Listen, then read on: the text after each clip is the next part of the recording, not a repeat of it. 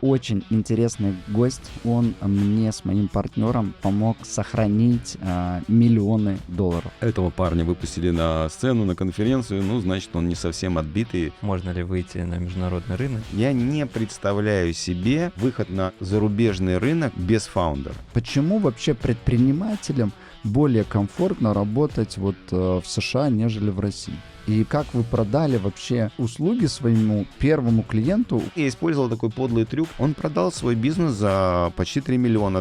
Бери, но помни, это деньги чеченского народа. Если привести менеджмент в порядок, это будет от 2 до 3 иксов роста. У нас сегодня очень интересный гость. Он на самом деле мне с моим партнером помог сохранить миллионы долларов. В 2019 году у нас был упущенный доход порядка $700 тысяч. И он нам помог решить этот вопрос. Вам будет максимально полезно, потому что этот человек в первую очередь практик. Это история про опыт. Да, друзья, не переключайтесь, забирайте этот опыт. У человека десятки лет бизнес-опыта, экспертизы, и он помог просто сотням или даже, может быть, более 1000 предпринимателям с их бизнесами. Уверен, много ребят, аудитория наша знакома в целом с Александром, но хотели бы попросить вас представиться, расскажите немного о себе. Александр Высоцкий. Я являюсь кофаундером, то есть главное, основной такой сегодня такой локомотив наш — это бизнес-бустер, это акселератор, бизнес-акселератор для традиционных компаний, которые хотят быстро расти, масштабироваться, увеличивать прибыльность. Это бизнес, которым я занимаюсь со своим партнером, его зовут Валентин Василевский, и у нас очень хороший тандем. Я этим бизнесом занимаюсь с 2009-го, до этого занимался консалтингом, консультировал большие компании, такие совсем национальные. А до этого занимался производственным бизнесом. Вообще свой первый бизнес в 93-м году начал. Поэтому предприниматель, а потом уже, основатель бизнес-акселератора, автор книг по управлению, по менеджменту, по стратегии. И, в общем, человек, который любит бизнес. То есть я люблю предпринимателей, потому что для меня это такая история, связанная с творчеством, самовыражением. Спасибо. Мы бизнес прям в деталях разберем, потому что у меня с вами, я сам проходил бизнес-бустер, я сам участником, есть живой кейс, я с удовольствием им поделюсь.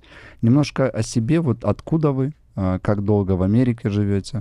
Я родился в замечательном месте, это такая узловая станция, называется она Исилькуль. Звучит почти как Иссык-Куль, но если Иссык-Куль — это в Киргизии переводится как «голубое озеро», то Исилькуль переводится как «тухлое болото».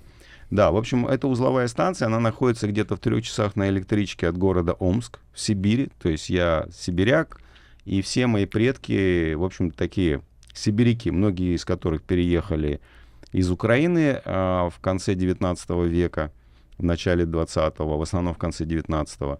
И собственно, я там родился, и мои родители уехали на Комсомольскую стройку строить завод КАМАЗ в Набережные Челны, поэтому в 3 года меня перевезли, соответственно, в Набережные Челны, и я, так сказать, смог полностью насладиться этой культурой молодого, безбашенного, растущего города. До 16 лет я жил в Набережных Челнах, мне очень повезло, я попал в хорошую элитную математическую школу. И после этого началась перестройка, 87-й год, мне надо было поступать в вуз, и я подумал, черт побери, надо что-то делать. Мои родители рабочие, у меня была возможность поступить, в принципе, в любой московский и питерский вуз, но денег-то у них не было, потому что они рабочие, и тем более перестройка вообще непонятно что. Поэтому я решил такой финт ушами сделать и пойти в высшее военное училище учиться, чтобы заодно хорошую специальность получить, диплом, а с другой стороны, там оденут, обуют, там прокормят и будут смотреть, чтобы ты не шалил. Так оно, в принципе, и получилось. Поэтому я поступил, тогда это был лучший вуз страны, СССР, по радиоэлектронике, получил диплом радиоинженера, защитил диплом, как ни странно, на кафедре прикладной математики, потому что занимался компьютером, программированием и так далее. И сразу после этого немножко занимался научной работой, а потом начал заниматься бизнесом, и первый мой бизнес был это реселлер Apple Computer.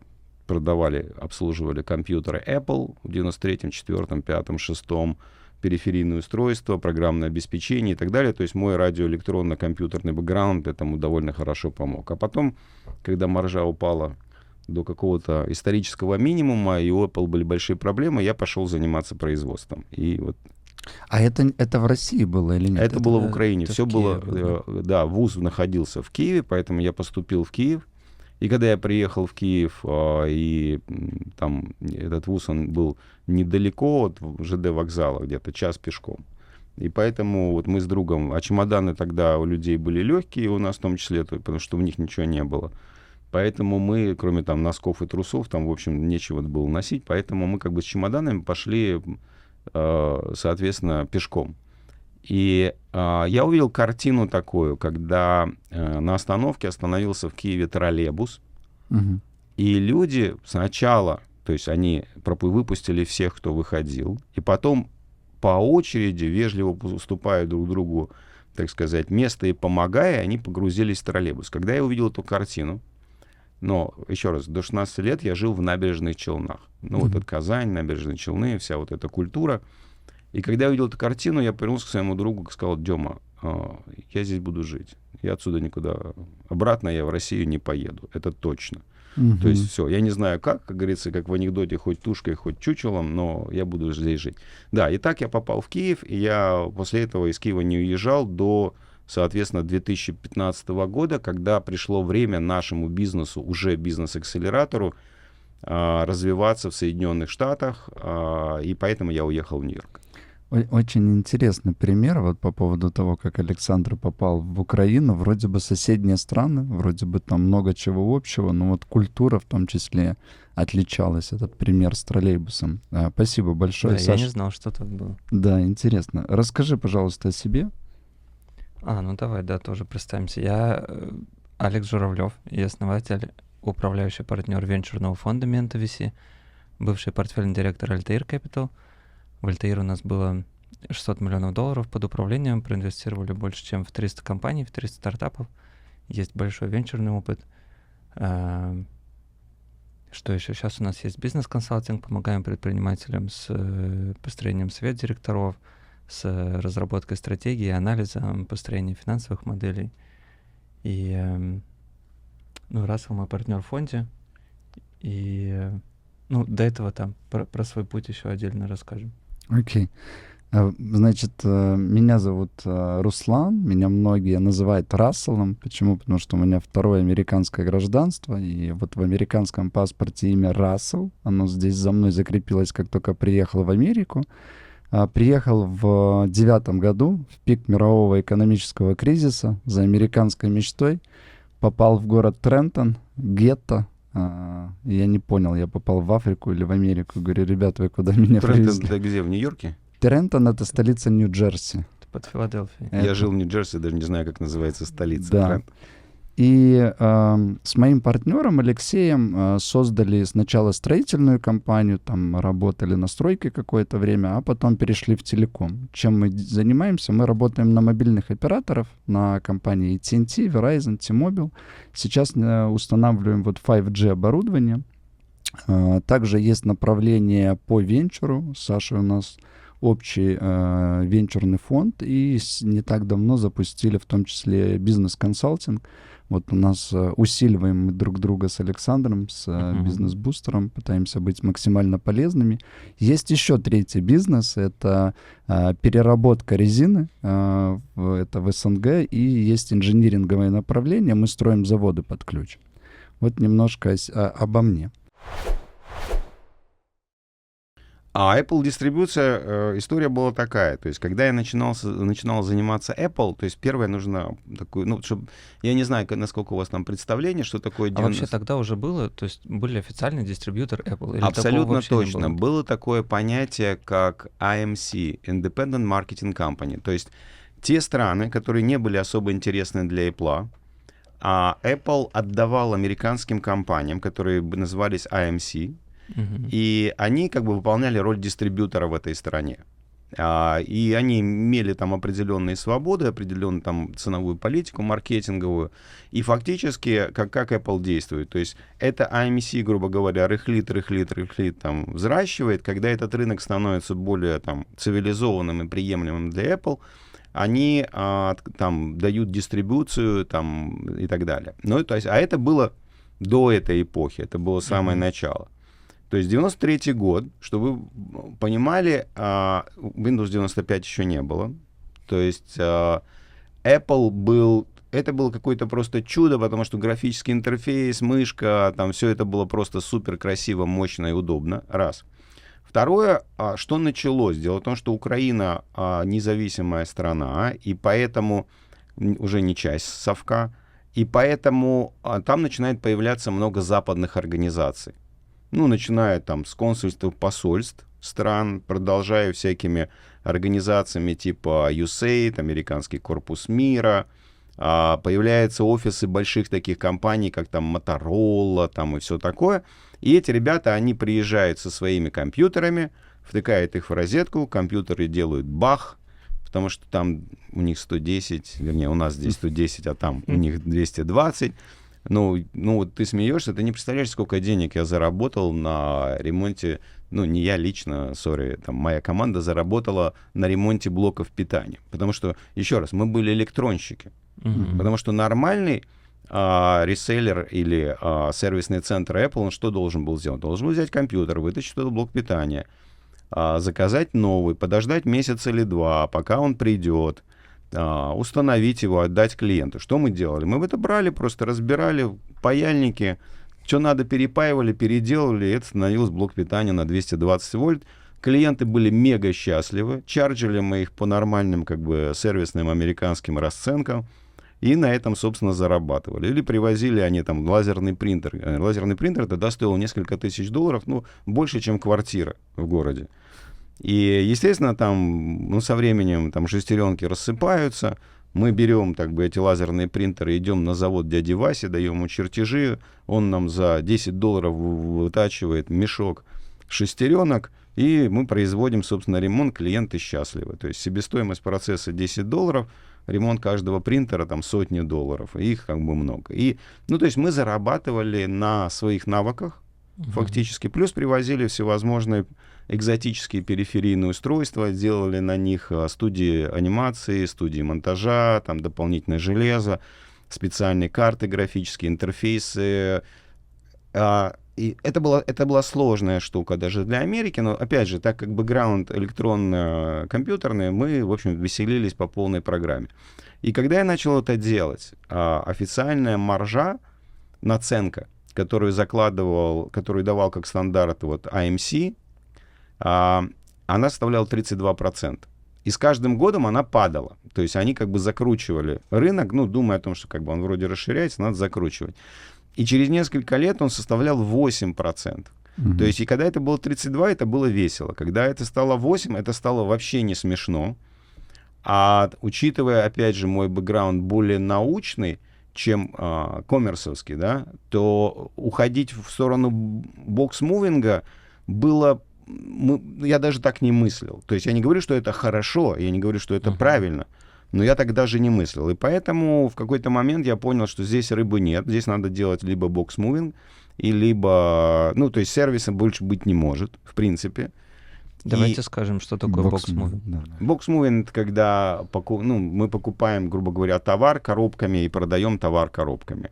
Это перепродажа. Просто перепродажа. Да, ну это то, как сегодня мы потребляем компьютеры Apple. Да? Мы же не ожидаем от них на самом деле никакого сервиса. Да, у них есть вот эти вот Apple Store, и вы можете туда прийти, там есть Apple Geniuses, они, по-моему, сейчас называются уже по-другому, которые вас обо всем проконсультируют, чисто в теории, но кто это когда-либо делал? Давайте честно, я не знаю, я не встречал. Точно, коробку получил, сам распаковал, воткнул, работает. Вот, и это уже другой бизнес, поэтому я начал искать возможность какой-то другой бизнес делать, надо было зарабатывать, и начал заниматься производством. И это был... где-то 97-98. И что за производство получилось?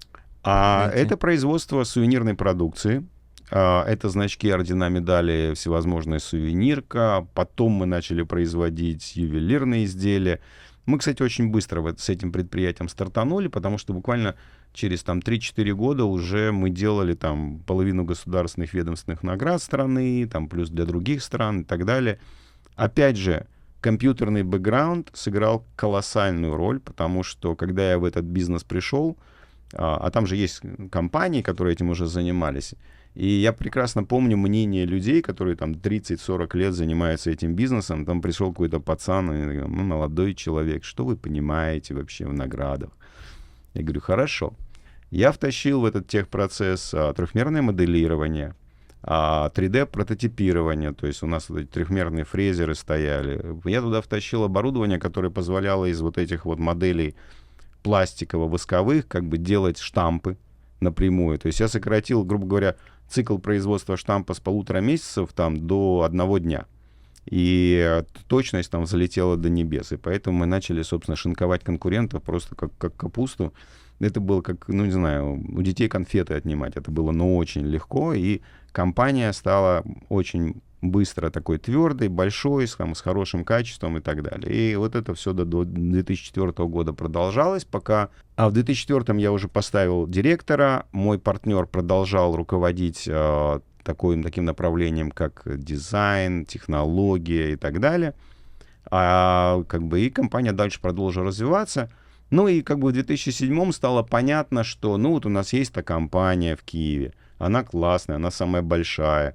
Мы там делаем какие-то зарубежные заказы, а что дальше? Да? То, чтобы масштабироваться, стало очевидно, что надо открывать уже штамповочное производство в соседних странах. Ну, например, там в России, да, в Подмосковье. Но тогда эта идея не казалась на самом деле дикой. Это был, надо принять во внимание, что это был 2006 год. Тогда все выглядело очень, очень даже позитивно. И в Польше, для того, чтобы попасть в Европу. То есть оставляя дизайн и производство штампов оставить там, где оно есть, потому что там специальное оборудование, очень довольно высокие навыки, а то потом просто ты вывозишь там очень легко штампы и оснастку, и уже там штампуешь и производишь готовую продукцию уже на этих предприятиях. И я пытался эту стратегию двинуть своему партнеру, и тут я понял, что со всего размаха просто врубился в бетонную стену, потому что он сказал, я не хочу. И я так серьезно задумался в этот момент, о жизни, что я делаю не так. И это был сложный момент, потому что у тебя тут только крылья там раскрылись, ты видишь возможность, как это все двигать, а твой партнер, с которым мы были 50/50, он говорит, мне не надо, а ему не надо, потому что он уже заслуженный художник стал, за это время, автор множества госнаград за это время, уже такой вот признанный, а мне не надо. И я в этот момент впервые задумался, а как эту проблему решать? Вот мы 50/50. Оп. Угу. И как я эту проблему решил? То есть я понял, что, кстати, многие предприниматели и те, кто на бизнес-бустер приходит, они сталкиваются с этой проблемой. В какой-то момент наталкивается на какое-то противоречие. И я потом, кстати, многим помог с этим справляться. Но я понял, что есть только один здравый смысл, один здравый способ в этом, честно. Это просто посмотреть на то, какие изначально были договоренности. Вообще, о чем мы договаривались, когда мы много лет назад создавали бизнес? К каким целям мы стремились, какие задачи мы называли? И я это поднял все, восстановил. И правда заключала, она была очень неприятна для меня, но она заключалась в следующем, что когда мы с Толиком, Анатолий Валерьевич, когда мы с Анатолием Валерьевичем начали делать бизнес, я уже был не совсем дурак в менеджменте, поэтому мы начали с того, что мы описали, что мы хотим сделать. И там было четко описано, что мы хотим сделать национального лидера, первую компанию в стране, которая делает то-то, то-то, то-то, то-то. И когда я на это посмотрел, я сказал, Толик, да, да. То есть, и я ему предложил купить его долю. Угу. И, за определенную сумму. А утром он мне звонит и говорит, Саша, я покупаю у тебя твою долю за эту сумму. И мне ничего не оставалось, как сказать окей, потому что это условие честного партнерства. Если ты готов у своего партнера за эту сумму долю купить, значит, ты должен быть готов продать свою долю за эту сумму. И, собственно, я продал свою долю в этой компании, и переключился полностью. В этот момент я уже начал делать, так как у меня был директор, у меня было время, я уже в этот момент начал выступать, делать какие-то тренинги, семинары, в общем, шерить все те знания, которые и опыт, которые были. И поэтому таким образом я эту страницу закрыл. А потом еще через год я еще последнюю производственную компанию продал. Она производила станки, оборудование. Я там не принимал очень активного участия. Но я в какой-то момент, ну, во-первых, я видел приближающийся кризис 2008 года. Ну, в Америке он был в 2007, а до Украины докатился позже. А во-вторых, как бы хотелось освободить просто свое время и внимание, чтобы полностью концентрироваться вот на том, что потом стало бизнес-акселератором. А как Александр пришел вообще к консалтингу? Это практика? Вы где-то учились, работали где-то? Вообще, смотрите, то, что сегодня собой представляет бизнес-бустер, изначально это не было таким, и это так не планировалось. Как я пришел к консалтингу, это было примерно так. Моя компания, она сделала довольно хороший рывок, который стал людям заметен. Меня начали приглашать выступать, я там где-то повыступал. Потом меня начали приглашать проводить тренинги по функциональной структуре, по взаимоотношениям совладельцев и так далее. Знания я черпал из разных источников. Я довольно много книг читал, но для меня всегда было важно найти, даже не то, что найти инструмент, а выработать методику и практику применения этого инструмента. Потому что, ну, давайте простой как бы пример. Если мы возьмем, например, такую штуку, как внутренняя, внешняя мотивация, это предмет, который описан широко, там существует много книг, об этом много кто говорит. Меня в связи со всеми этими красотами интересовалась это только одна вещь. Как взять вот реального предпринимателя, у которого есть очень реалистичный объем знаний и менталитет, и как сделать так, чтобы вот эта хрень принесла ему конкретно пользу в моменте. То есть каким-то образом повлияла на эффективность, производительность и так далее. И вот то, что я всегда разрабатывал, это методики, как это вкрутить. То есть понятно, что ему надо сначала эту идею объяснить, а потом надо ему дать какие-то практики и инструменты, что, например, там на собраниях ты так должен действовать, а вот здесь такой документик должен сформулировать, а затем ты должен вот такие беседы со своими там топами провести, ну, то есть уже превратить в методику. И то, на чем я всегда концентрировался, это такое сердце бизнес-бустера, это как раз на вот этих методиках вкручивания, потому что меньше всего мне хотелось бы заниматься просто... Да, сейчас я как к этому пришел, сейчас я расскажу. Смотри. Меня начали замечать крупные компании, украинские, так и большие. И я получил несколько проектов консалтингов, ну, не одновременно, там последовательно. Одна компания — это крупнейший там дистрибьютор полиэтилена. Полиэтилена, как вы знаете, потребляется много и все больше и больше, как ни странно. Другая компания — это крупнейший производитель отопительного всевозможного оборудования, включая бытовое. И я с этими компаниями, с каждой из них работал где-то год-полтора, помогая им там функциональную структуру создать, метрики завести, там менеджмент выровнять, чтобы у них там все это правильно работало. Я получал результаты. Но, честно говоря, я понял, пока я делал эти проекты, я понял такую вещь, что бизнес здесь не сделаешь. Почему? Потому что, когда ты работаешь с очень большой компанией, в которой 1000 людей, и довольно все запущено и запутано, чтобы это распутать, каждый раз это какие-то много индивидуальных решений. А так как я производственник, я понимаю, что бизнес строится не на индивидуальных решениях. Бизнес строится на повторяемых решениях, которые можно масштабировать. И поэтому вот здесь как бы одна эта вещь сошлась, что было понятно, что из этого бизнес не сделаешь, а если сделаешь, то будет какое-то консалтинговое бюро, там Высоцкие 3 помощника или там 7 помощников, и вот что-то такое мелкое. А это была одна сторона. Вторая сторона заключалась в том, что на тренинги, которые я тоже параллельно проводил, приходило много маленьких компаний. И я видел, насколько они живые, насколько им это все нужно, насколько это может дать быстрые результаты, в отличие, кстати, от большой компании, ты там 1,5 года работаешь, и потом сказать точно, что вот этот рост благодаря тому, что ты сделал, как бы так себе, сложно. Когда это небольшая компания, там все изменения, они вот здесь, они сразу видны, ты сразу получаешь результат. И поэтому у меня была мечта как бы сделать какой-то такой консалтинговый продукт, который помог бы прокачивать небольшие компании, используя те наработки и методики, которые, собственно, я сделал за деньги больших, которые мне платили, чтобы я на них экспериментировал. Вот. И сделать это при этом масштабируемым массовым продуктом. И вот в 2009 году первая версия бустера, собственно говоря, и была запущена. И вот с этого история у нас и началась. А почему, ну вот с одной стороны, как бы есть экзит завода, да, есть выход, есть какой-то капитал. Почему захотелось в консалтинг пойти? Почему не еще один завод? Или просто уже ничего не делать? Что драйвило именно туда уходить, в эту нишу? Ты знаешь, я бы сказал, что это сочетание смелости и глупости одновременно. Я объясню почему. Почему глупости? Начнем с самого смешного. Почему глупости? Потому что мой уровень образования в отношении инвестиций и так далее в этот момент был нулевым. Угу. Мой опыт в отношении зарабатывания какого-то пассивного дохода, хоть на чем бы то ни было, был нулевым. То есть эта область, она мне не существовала. Почему? Я называю это глупостью.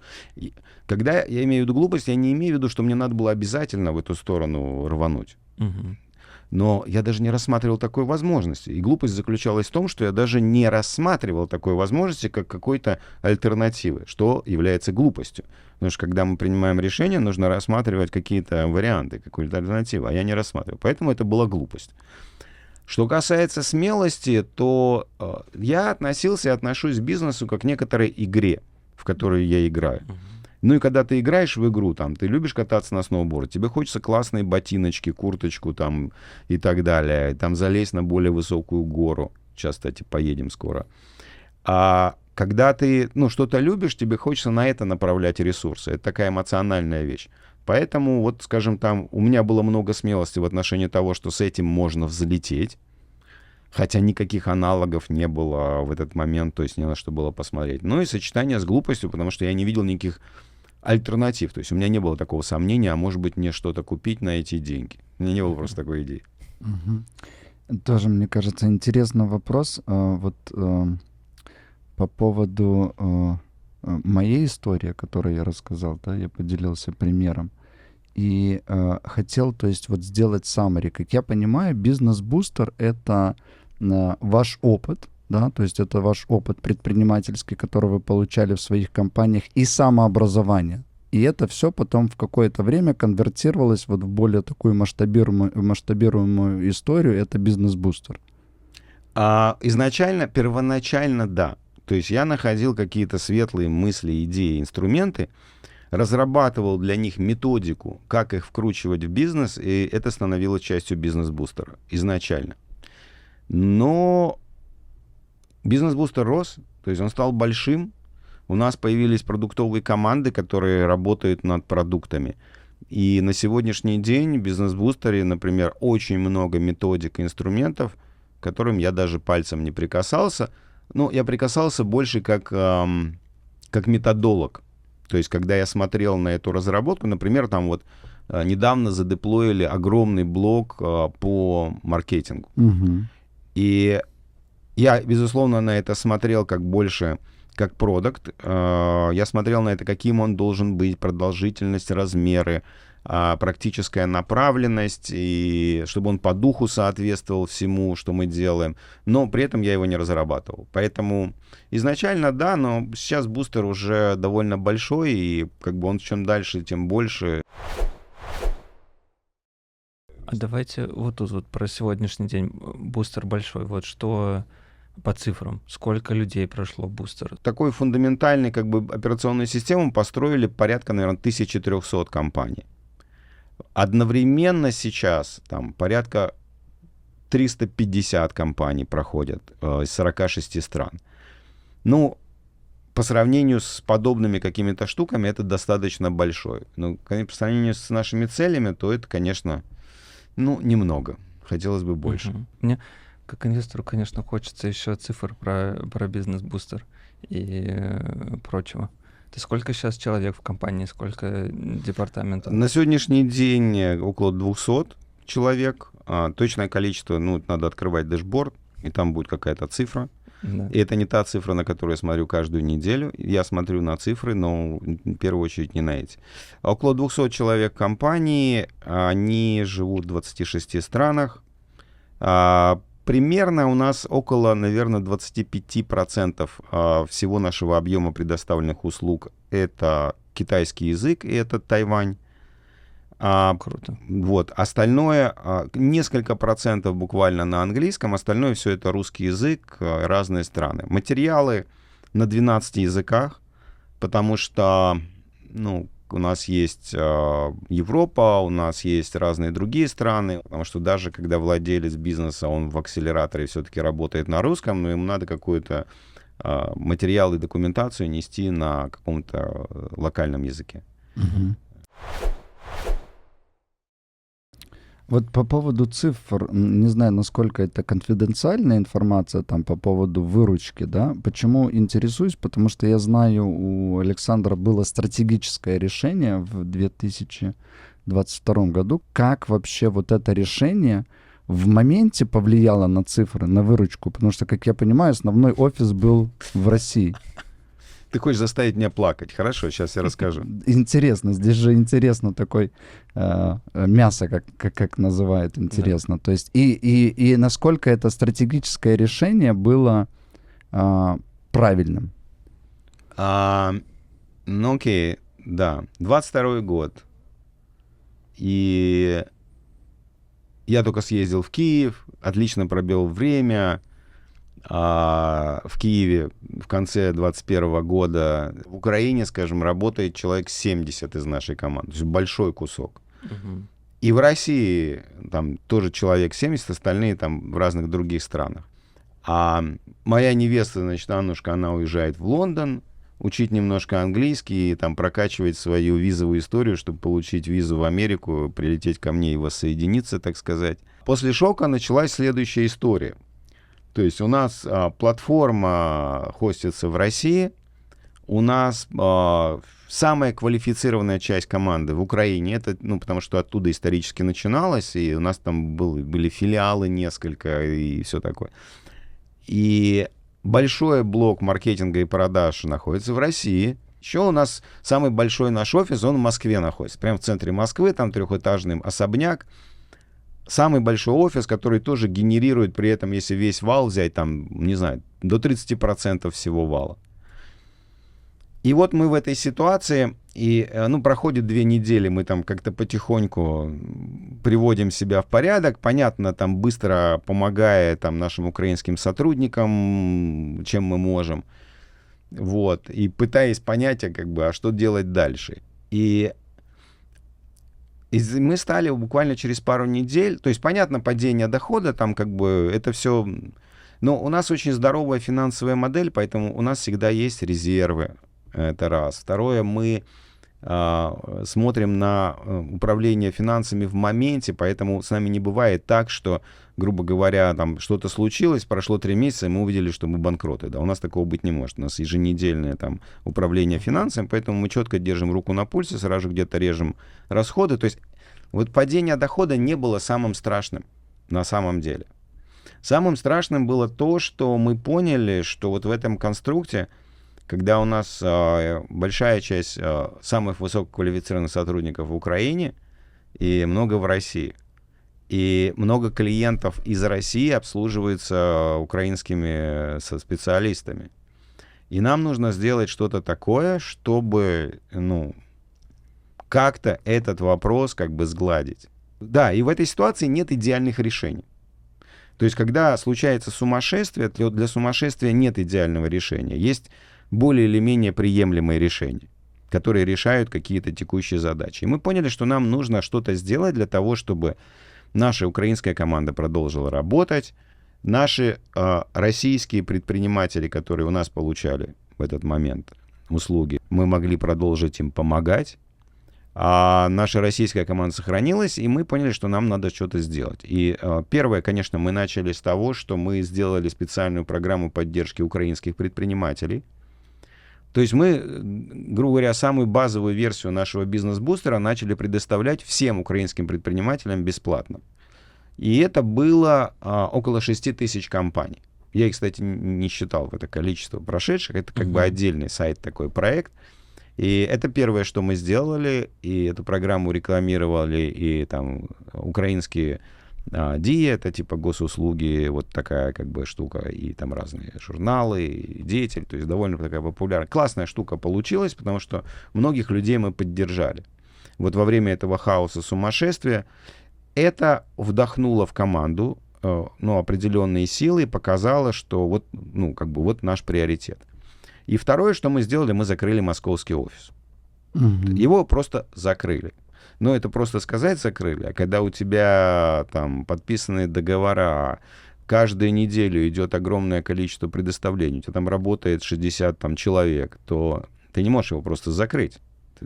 Поэтому мы его закрыли в своей голове, а физически закрыли где-то через месяц или два, а полностью аннигилировали всю деятельность через год и 2 месяца. То есть, чтобы закончить все и все закрыть. И мы понимали, что мы потеряли в доходе. Вот у меня вопрос. В моменте вы начали предоставлять консалтинг украинским предпринимателям, но команда, как я понимаю, какая-то ваша, находилась в России. А вот люди, сотрудники, которые находились в России, они как вообще к этой идее отнеслись?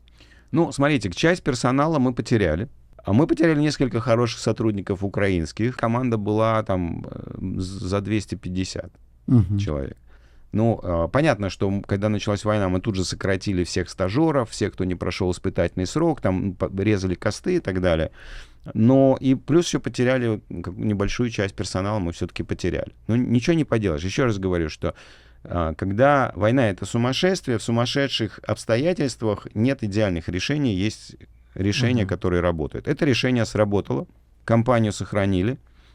За год, примерно год у нас ушел, чтобы вернуться на довоенный уровень. Декабрь, получается, 22 года, какая выручка у вас была тогда, и вот сейчас как раз год закончился, 23-й, если сравнивать. Смотри, здесь все мега сложно, потому что, первое, у нас нет месяцев. В нашем календаре месяцев нет. Мы живем, как ни странно, так же, как сейчас живет... Обучение же годовое? Не, сейчас я расскажу. Мы живем так же, как сейчас почему-то начал жить Инстаграм и Ютуб. Я подозреваю, что они у нас подсматривают. 28-дневные циклы, 4-недельные циклы. У нас есть 4-недельные циклы, соответственно, их 13 в году, а не 12 месяцев. У нас есть год отчетный, и у нас есть квартал отчетный, который тоже там условно называется квартал. У нас отчетный год начинается 1 мая, и заканчивается, соответственно, 1 мая следующего года. Могу вам сказать просто по цифрам. То есть сейчас для нас нормальный уровень довоенный $12 миллионов в год. Это, выручка или объем предоставленных услуг, они у нас идут практически одинаковые. А после начала войны мы свалились в 3 раза.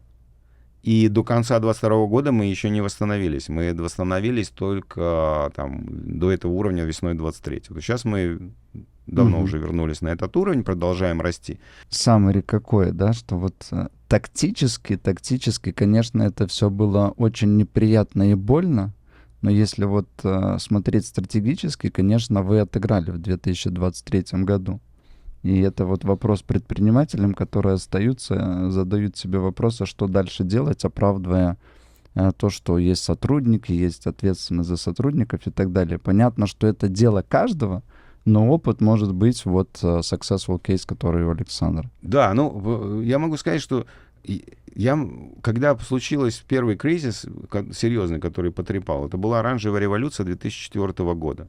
Вы, скорее всего, этого не помните, а я это помню великолепно, потому что у меня в этот момент был наемный директор, который просто, просрал практически компанию. Там произошла следующая вещь. Вот представьте, мы делаем государственные ведомственные награды, и осенью, октябрь-ноябрь 2004 года начинается весь этот рок-н-ролл, и Янукович, он тогда был, по-моему, премьером, они все бабки сливают из казначейства, а мы делаем очень много заказов, делали в этот момент, которые оплачивались казначейством. То есть они предоплаты какие-то сделали или не сделали, там зависит от условий контракта.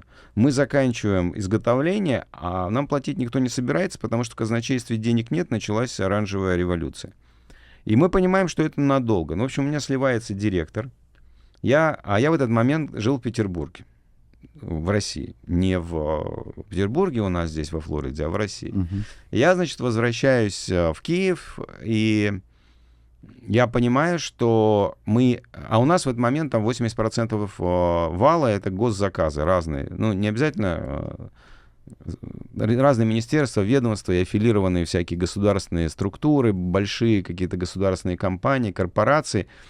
А, грубо говоря, как только началась революция, они все все в оцепенение впадают, и все, там никто ничего не закажет. И я понимаю, что у нас, когда это разморозится? Месяцы, может быть, чем закончится, непонятно. А директор не справляется. Это был первый кризис, с которым я столкнулся. Мы, кстати, из него вышли с хорошим ростом. Потом был кризис, были еще целый ряд кризисов. Когда приходит каждый очередной кризис или катастрофа, я каждый раз говорю, наверное, это вот все уже, я свою карму уже отмотал, то есть это последний, то есть теперь начнется обычная нормальная жизнь. Но, по-видимому, надо просто считать, что вот это и есть какая-то жизнь, когда нам, как предпринимателям, приходится... Да. А что вот стало именно триггером для вас переезда в Штаты? Причина какая? Было два триггера. Главный триггер, конечно же, был очень понятный. То есть мы в этот момент начали делать бизнес-акселератор, и он начал круто работал, прошло уже 5 лет, много результатов, много кейсов. Там особенность одна еще, что мы тогда делали эту программу, старались впихнуть в год. Это было немножко жестоко по отношению к нашим резидентам, но мы это делали.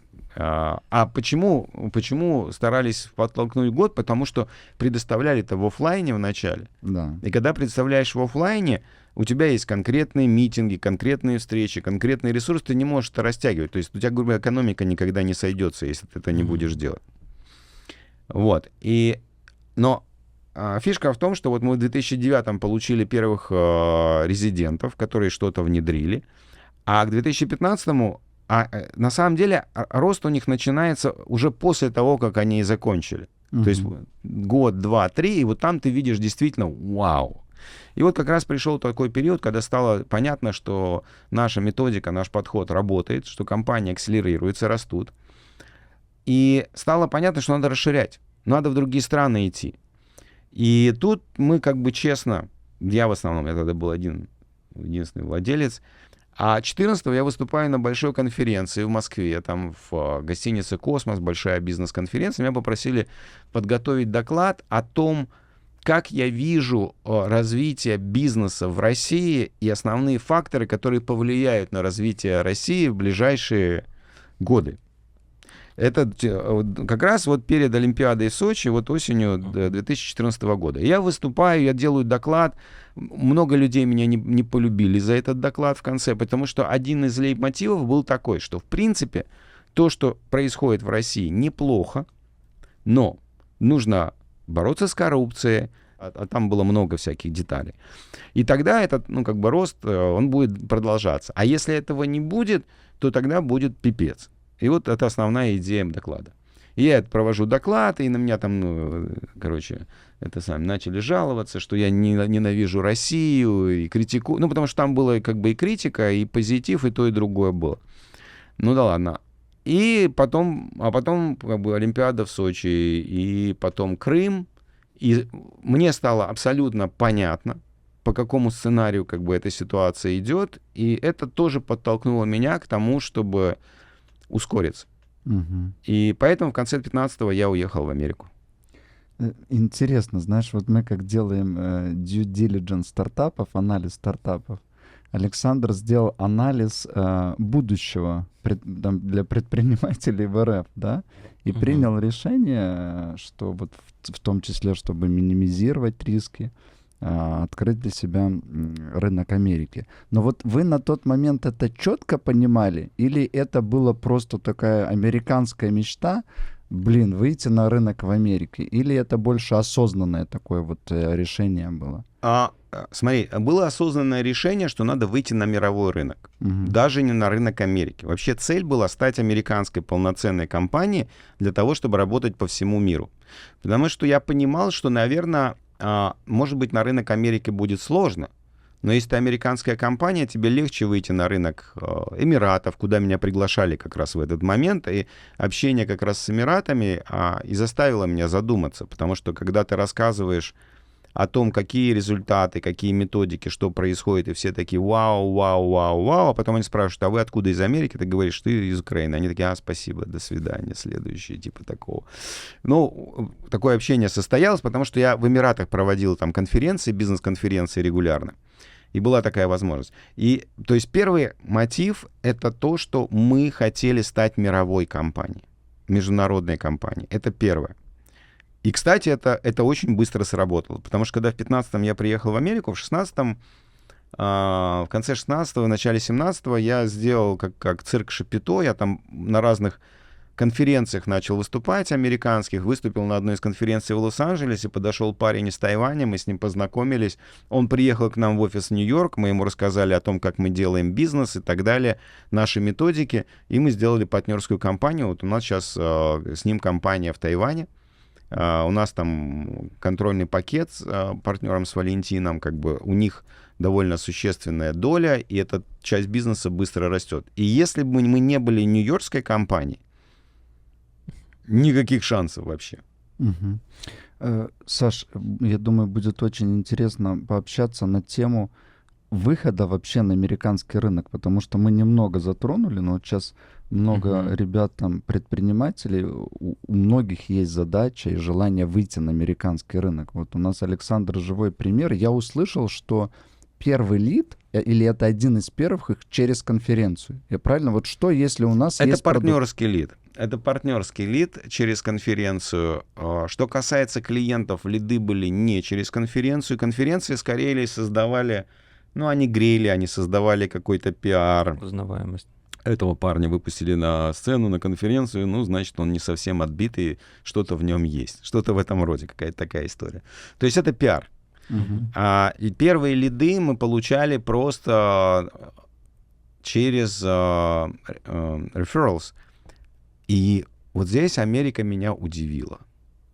Для меня это был шок. Потому что история была такая. Мы приезжаем в Нью-Йорк, все, кого мы знаем в Нью-Йорке, это Миша из Бруклина.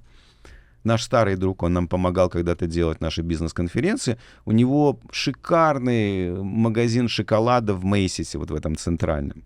Может быть, знаете, он такой активный в социальных сетях. Миша из Бруклина его зовут, Миша Левданский. И это единственное, кого мы знаем. Мы приезжаем, говорим, Миша, вот такие дела, нам нужны клиенты. Там, кого ты знаешь? И он говорит, вот это, вот это, вот это. Мы идем с ними, общаемся, знакомимся. Большинство из них, они не в той фазе находятся, чтобы им это было нужно. Но что меня поразило, что мы встречаемся с хорошим предпринимателем, у него торговая компания, торгует продуктами питания. Мы с ним общаемся, рассказываем, что мы делаем, какие у нас намерения, цели. Он говорит, и мы понимаем, что ему это не надо, но он тут же говорит, вы знаете, у меня есть еще несколько знакомых, возможно, им это может пригодиться. И как бы и дает мне тут же референсы. И вот и этот момент, когда я увидел, насколько американская культура бизнеса гораздо более открытая, гораздо более коммуникабельная, чем культура стран постсоветских. То есть все-таки люди, которые долго живут в Америке, они другие. И первые лиды мы получили вот так вот по референсам просто.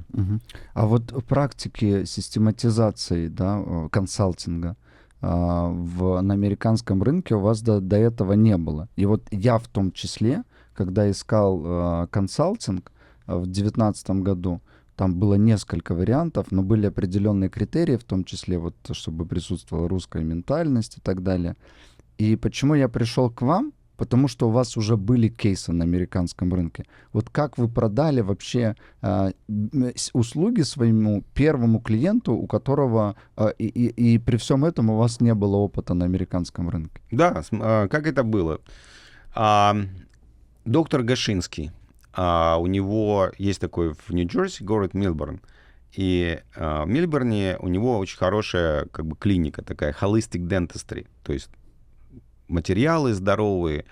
И они ранили этот бизнес, значит, Владимир и его жена Элла. Но при этом это бизнес, там у них работало человек 15, у них собственное здание, они хорошо зарабатывают, нас с ними познакомили. То, что я вижу, у них довольно много проблем с менеджментом, с людьми, с бизнес-процессами и так далее, но это чертовски трудно продать, потому что у них все хорошо. То есть они зарабатывают приличные деньги, ездят на Мерседесе, у них прекрасный дом за $1 миллион рядышком, шикарный. Там у них этот собственный офис, там собственности и так далее. Что я сделал? Но мы же, на самом деле, что делает бустер? Бустер продает, по сути, он дает рост. И я думал, черт побери, как же в этой ситуации поступить? И я поступил очень просто. Я обнаружил, что в его здании есть много пустого места. И я поговорил с Владимиром, и он рассказал, что он собирается через какое-то время продать свой бизнес. То есть я понимал его цели, я выяснил, каковы его цели, что он конкретно хочет. Я увидел некоторые возможности. И я в какой-то момент ему сказал: смотрите, доктор, сколько сейчас вот ваш бизнес оценивает? И тогда его оценивали где-то около $1 миллиона. Говорю, ну хорошо, если все будет так идти, то есть, ну, вот через 2-3 года, когда вы будете его продавать, во что оценят? Ну, там, ну, говорит, там, ну, там 1,5, может быть, там, ну, хорошо. Я говорю, а вы хотите узнать, сколько на самом деле можно сделать там за 3 года, чтобы ваш бизнес перформил, и плюс за сколько его можно продать? Просто вот математическое упражнение.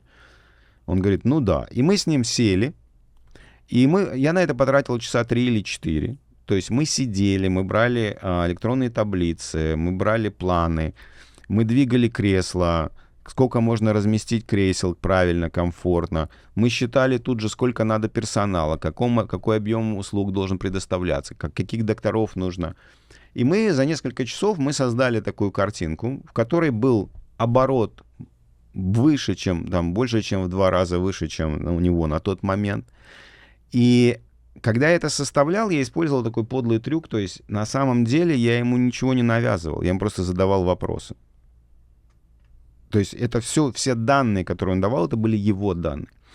И по расчету получилась следующая вещь, что если привести менеджмент в порядок, то это будет там от 2 до 3 иксов роста за 2 года. Ну, вы понимаете, что этот бизнес существовал уже 20 лет. То есть мы не пришли, когда он вчера. То есть он 20 лет существовал. И последние несколько лет он был на вот этом плато, на одном уровне. И здесь мы говорим, вот такие иксы можно сделать и продать.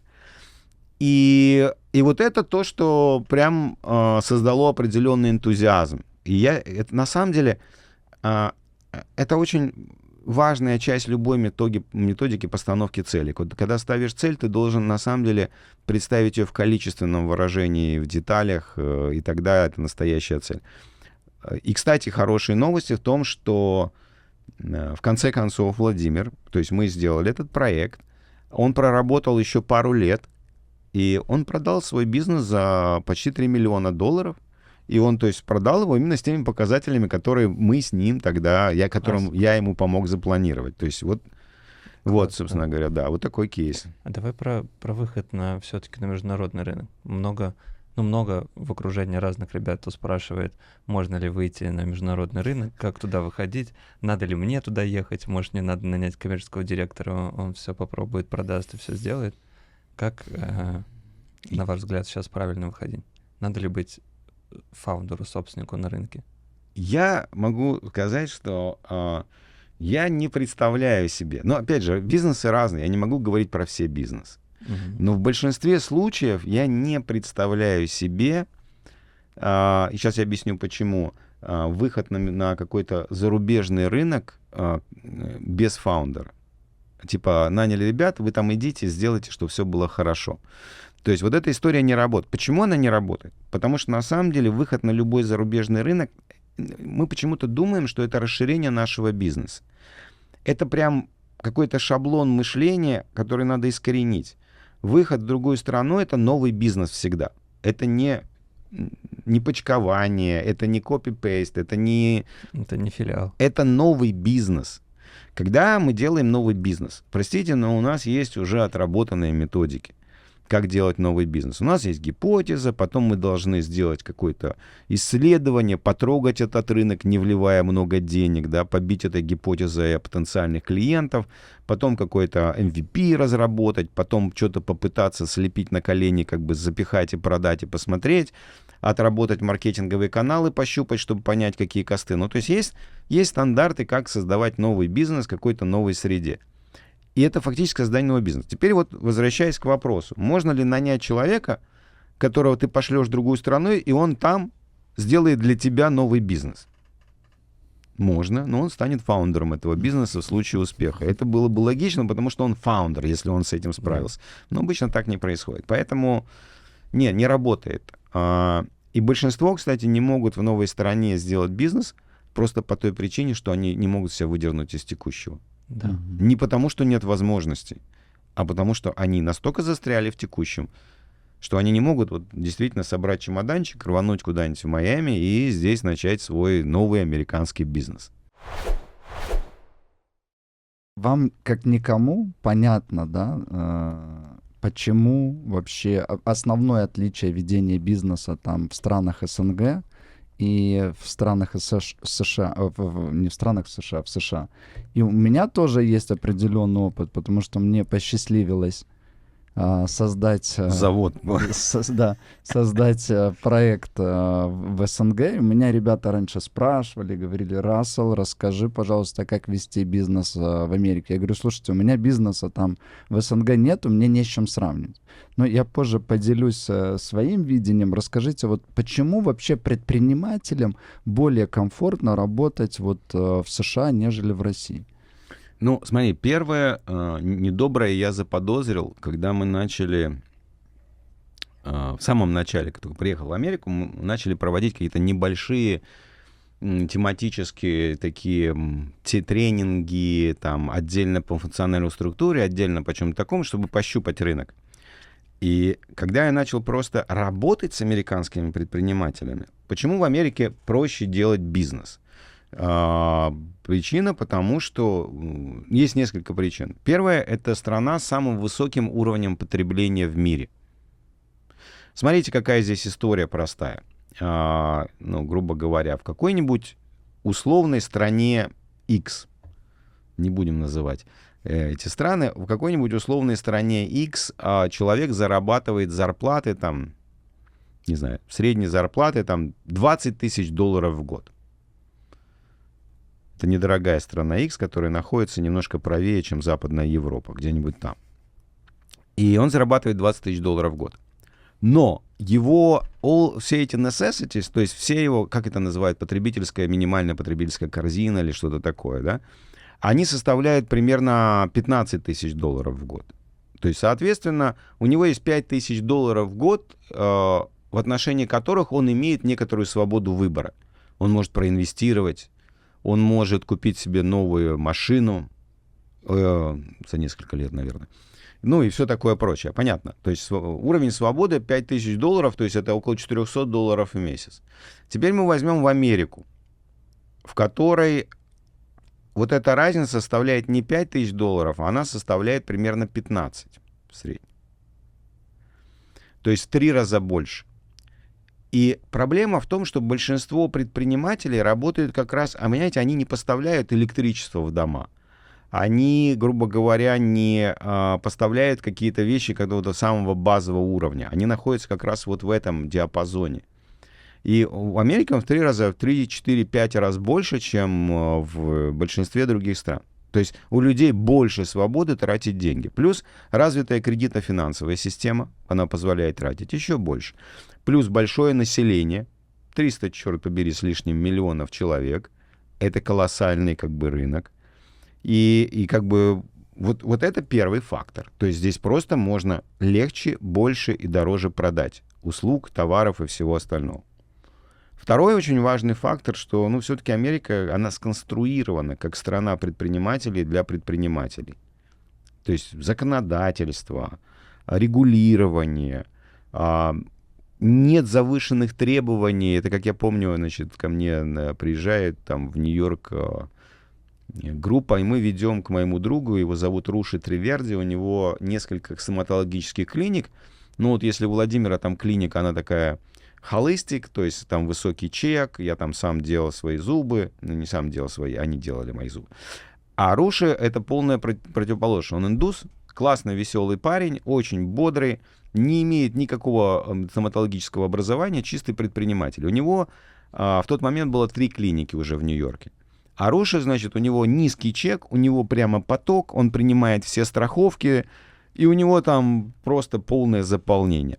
И я, значит, веду своих там предпринимателей, я их водил в гости своим друзьям, там вот Круши Триверди привожу, а у него вот этот стоматологический facilities, клиника, она в подвале находится. И они, там все красиво, но там вот так вот одно кресло, потом стоит цветочек, потом следующее кресло. Цветочек, следующее. Вы видели, были когда-нибудь таких? Нет, стоматология? Понимаю, да. Да, то есть никто не парится, никаких отдельных кабинетов, но при этом хорошее оборудование, хорошие врачи, то есть все как бы качественно. Все, ну, вы знаете, у нас в Америке стандарты довольно высокие медицинские. Но это все очень экономи, такое всем, ну, совсем экономи. И когда я завожу этих ребят, а среди них есть стоматологи откуда-то из Украины, там, из России. Это не была стоматологическая группа, но так получилось, что там несколько было владельцев больших стоматологических клиник и даже сетей. И они там проходят, они такие в шоке выходят, говорят, как? У них там, если бы он, ну, во-первых, в подвале, во-вторых, там столько-то нам на такую-то площадь, а в-третьих, там нет какого-то второго выхода или там второго входа. Говорит, нам, говорит бы, никогда в жизни нас не позволили бы работать в таких условиях, а в Америке работают. Или когда ресторатор приходит в ресторан. Та же самая история, что за черт, как, нам никогда бы не разрешили. И вот таких факторов очень много. То есть второй главный фактор — это регулирование. Оно достаточно легкое и оно достаточно мягкое. Да, есть лицензируемые области деятельности индустрии, есть там профессиональные страховки, там все есть. Но, тем не менее, достаточно простой вход. Угу. То есть это, наверное, второй там самый важный фактор. Третий фактор — это развитая все-таки финансовая система. Добыть деньги на годный бизнес тебе для этого не надо общаться с какими-то странными людьми, которые потом говорят, бери, но помни, это деньги чеченского народа.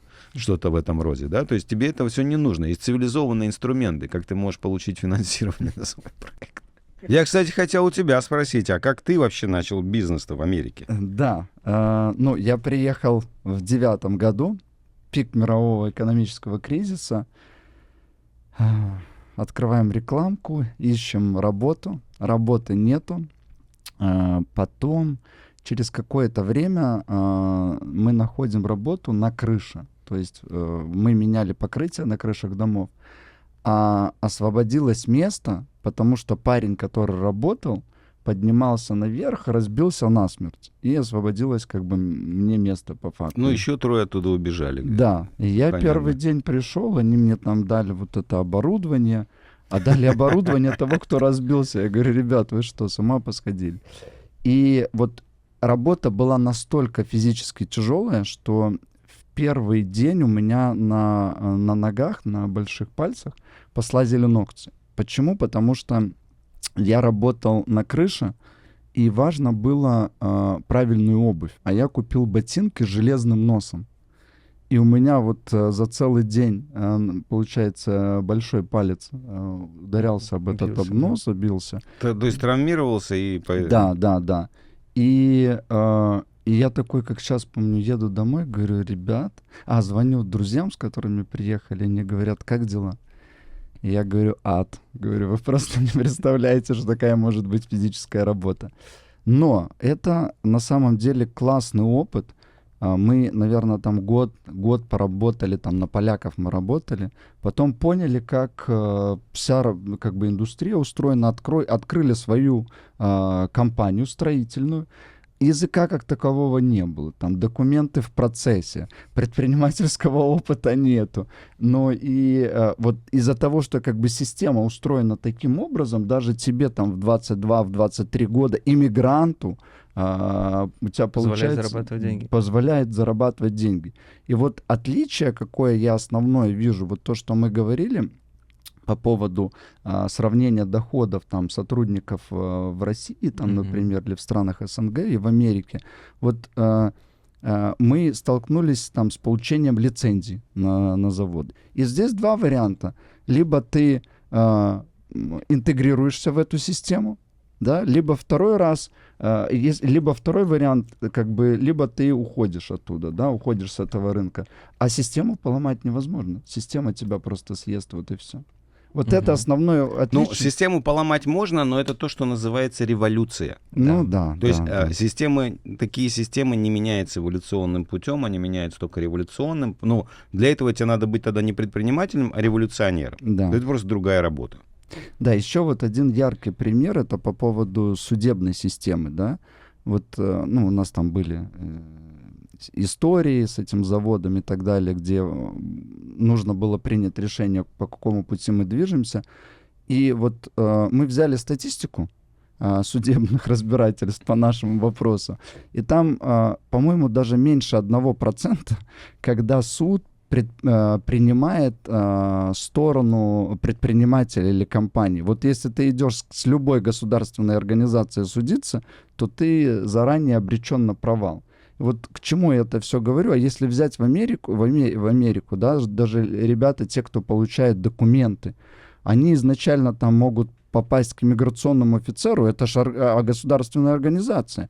И согласно статистике, тот, кто получил отказ от иммиграционного офицера, согласно статистике, больше 90% судебных решений в пользу человека, не в пользу офицера, который дал отказ, а в пользу человека. Поэтому вот здесь защищенность предпринимателей, это, конечно, тоже большое отличие. Да. Смотрю в наш вопрос, у нас там столько еще интересных вопросов, но я бы вот про партнерские отношения хотел поговорить. Есть партнер Валентин Василевский в Высоцком консалтинге. Я так понимаю, есть еще партнер в Тайване. Вообще, как смотрите на партнерство? И там позитивный опыт, негативный опыт. Нужно ли партнерство, когда оно нужно? Ну, у меня полно и позитивного, и негативного опыта. Негативного больше, чем позитивного. Ну, смотрите, я считаю, что партнерство — это очень дорогой инструмент в бизнесе. Партнерство нужно идти тогда, когда ты видишь прям, какую отдачу от этого. И наше партнерство с Валентином — это как раз именно такая модель партнерства, когда мы получаем очень большую отдачу, потому что Валентин, если говорить о бустере, да, то есть, ну, он существовал какое-то время, а потом появился Валентин, да, и мы начали делать с ним онлайн. То есть, если Валентина не было, то онлайна не было. А если бы онлайна не было, то даже взять вот эти ситуации, там, ковида, мы же в ковид сделали там хороший рост, потому что мы уже были в онлайне там процентов на 50 до ковида, а во время ковида так вообще хорошо стало. У нас же во время, когда мы заходили в ковид, у нас несколько филиалов было, в том числе Москва, Киев, и они там закрывались, и там вот весь этот бред. Ну, то есть, грубо говоря, вот это партнерство очень важно, потому что я такой, как человек, больше сконцентрированный на методиках, на продуктах, а Валентин как больше человек сконцентрированный на маркетинге, на пиаре, на онлайнизации, а сегодня еще там искусственный интеллект, его применение там, и так далее. То есть это очень хорошая комбинация. То есть, грубо говоря, такую энергию, такое творчество, такой гений, я бы не смог это купить никаким образом. Поэтому я очень счастлив как бы, нашему партнерству и очень люблю. Поэтому первый вопрос — это когда возникает идея о партнерстве, то есть зачем? То есть ты можешь этот ресурс получить или нет. Если не можешь, да, надо идти в партнерство. Второй момент, мой негатив, как бы связанный с партнерством. Просто я на самом деле понял, что нужно иметь партнерское соглашение примерно в году 2003. Но у меня к этому моменту уже бизнесы были. У меня было в этот момент 3 производственных компании вот на момент 2003 года. И тут, представьте, я в этот момент осознаю, что, я в глубокой, назовем так, опасности, потому что у меня есть партнеры, но у нас четко не распределены зоны ответственности, функции и так далее. И я в довольно тяжелом состоянии, потому что это же не то, что я только начинаю. Нет, мы с ними уже работаем, мы уже деньги зарабатываем, у нас уже бизнес сколько-то идет. И я понимаю, что мне надо создать эти соглашения. Я могу сказать, что для того, чтобы с каждым из них подписать соглашение, у меня ушло около полугода. Мгм. То есть это были сначала разговоры о том, как хорошо было бы иметь это, потом какое-то там погружение, потом... Окно Авертона. Да, потом, ну, то есть это был прям... Ну, я просто в какой-то момент, в 2003-м, я осознал, что если я это не сделаю, у нас будут просто бубу, будут совсем какие-то большие проблемы. И я поэтому потратил полгода, и в конце концов я вышел на эти партнерские соглашения, мы их подписали и так далее, это было хорошо. Большинство этого не делают, допускают ошибку, и я допускал до этого. То есть терял. must-have иметь партнерское соглашение с партнером Must-have, почему must-have? до Да. того, как туда зашли. Да, почему must-have? Потому что какое бы оно ни было, даже если оно кривое, это все равно точка отсчета. Это все равно то, от чего можно оттолкнуться, чтобы найти общее согласие. Второе, еще один вывод по отношению к партнерству, что партнерство не бывает на сколько-то процентов. Я могу сказать, что я это не сразу понимал. То есть, например, даже когда мы с Валентином начинали работать, то вначале у меня все же была такая какая-то большая идея, что я вот за это отвечаю, а он вот за это отвечает. И это то, что мы на самом деле делали, то, что мы тратили время на это. Потом со временем я довольно быстро понял, что так не работает, что я за это отвечаю, но делаю вот эту часть. И он за это отвечает, но делает вот эту часть. Да? То есть, грубо говоря, когда мы работаем с партнером, мы отвечаем за него. За то, что с ним происходит, за его образ мысли, за то, в какую сторону он смотрит. Ну, потому что это вот как подобно тому, как вот в семье, да. Понятно, что мужчина, женщина, разные роли, разные функции, но каждый из них отвечает за то, чтобы в целом это была штука, она работала. И вот это тоже было одно из таких для меня важных осознаний. А тогда, когда партнерство проводится по принципу «я вот это делаю, не лезь, ты делаешь вот это», ну и так далее, это не работает. Мне хочется еще про бизнес-бустер и вообще Высоцкий консалтинг, про планы, про амбиции. Что там такое Высоцкий консалтинг через 5 лет, через 10 лет? Амбиции, планы, IPO? могу сказать, возможно, IPO, но видишь, IPO же все-таки это инструмент, как получить как бы деньги на развитие, да, и позволить Да, на этом заработать. Забыли про это в 2021-2022 году, но вообще-то да. Да, вообще деньги на развитие, и поэтому, грубо говоря, IPO уместно говорить, то есть с точки зрения технической мы как бы IPO-абельны, с точки зрения дохода там и прибыли, но выходить на IPO надо тогда, когда у тебя есть такая стратегия, которая требует денег на развитие, и тогда это весело. Поэтому пока об этом не будем говорить, именно для самого бизнес-бустера. Что касается стратегии, что касается планов, сейчас идет очень активная переработка, на самом деле, бизнес-бустера, чтобы туда больше имплементируется инструментов, связанных с маркетингом, с продажами и так далее. Раз. Второе, программа и материалы упрощаются и гармонизируются. Это тоже очень важно. Это позволяет легче как бы его предоставлять. Третий вектор, он начал где-то года 2 назад, это языки. Сейчас есть русский, английский, китайский для всего контента. Но есть еще прекрасные языки, такие как испанский, язык номер 1 в мире, там, и многие другие.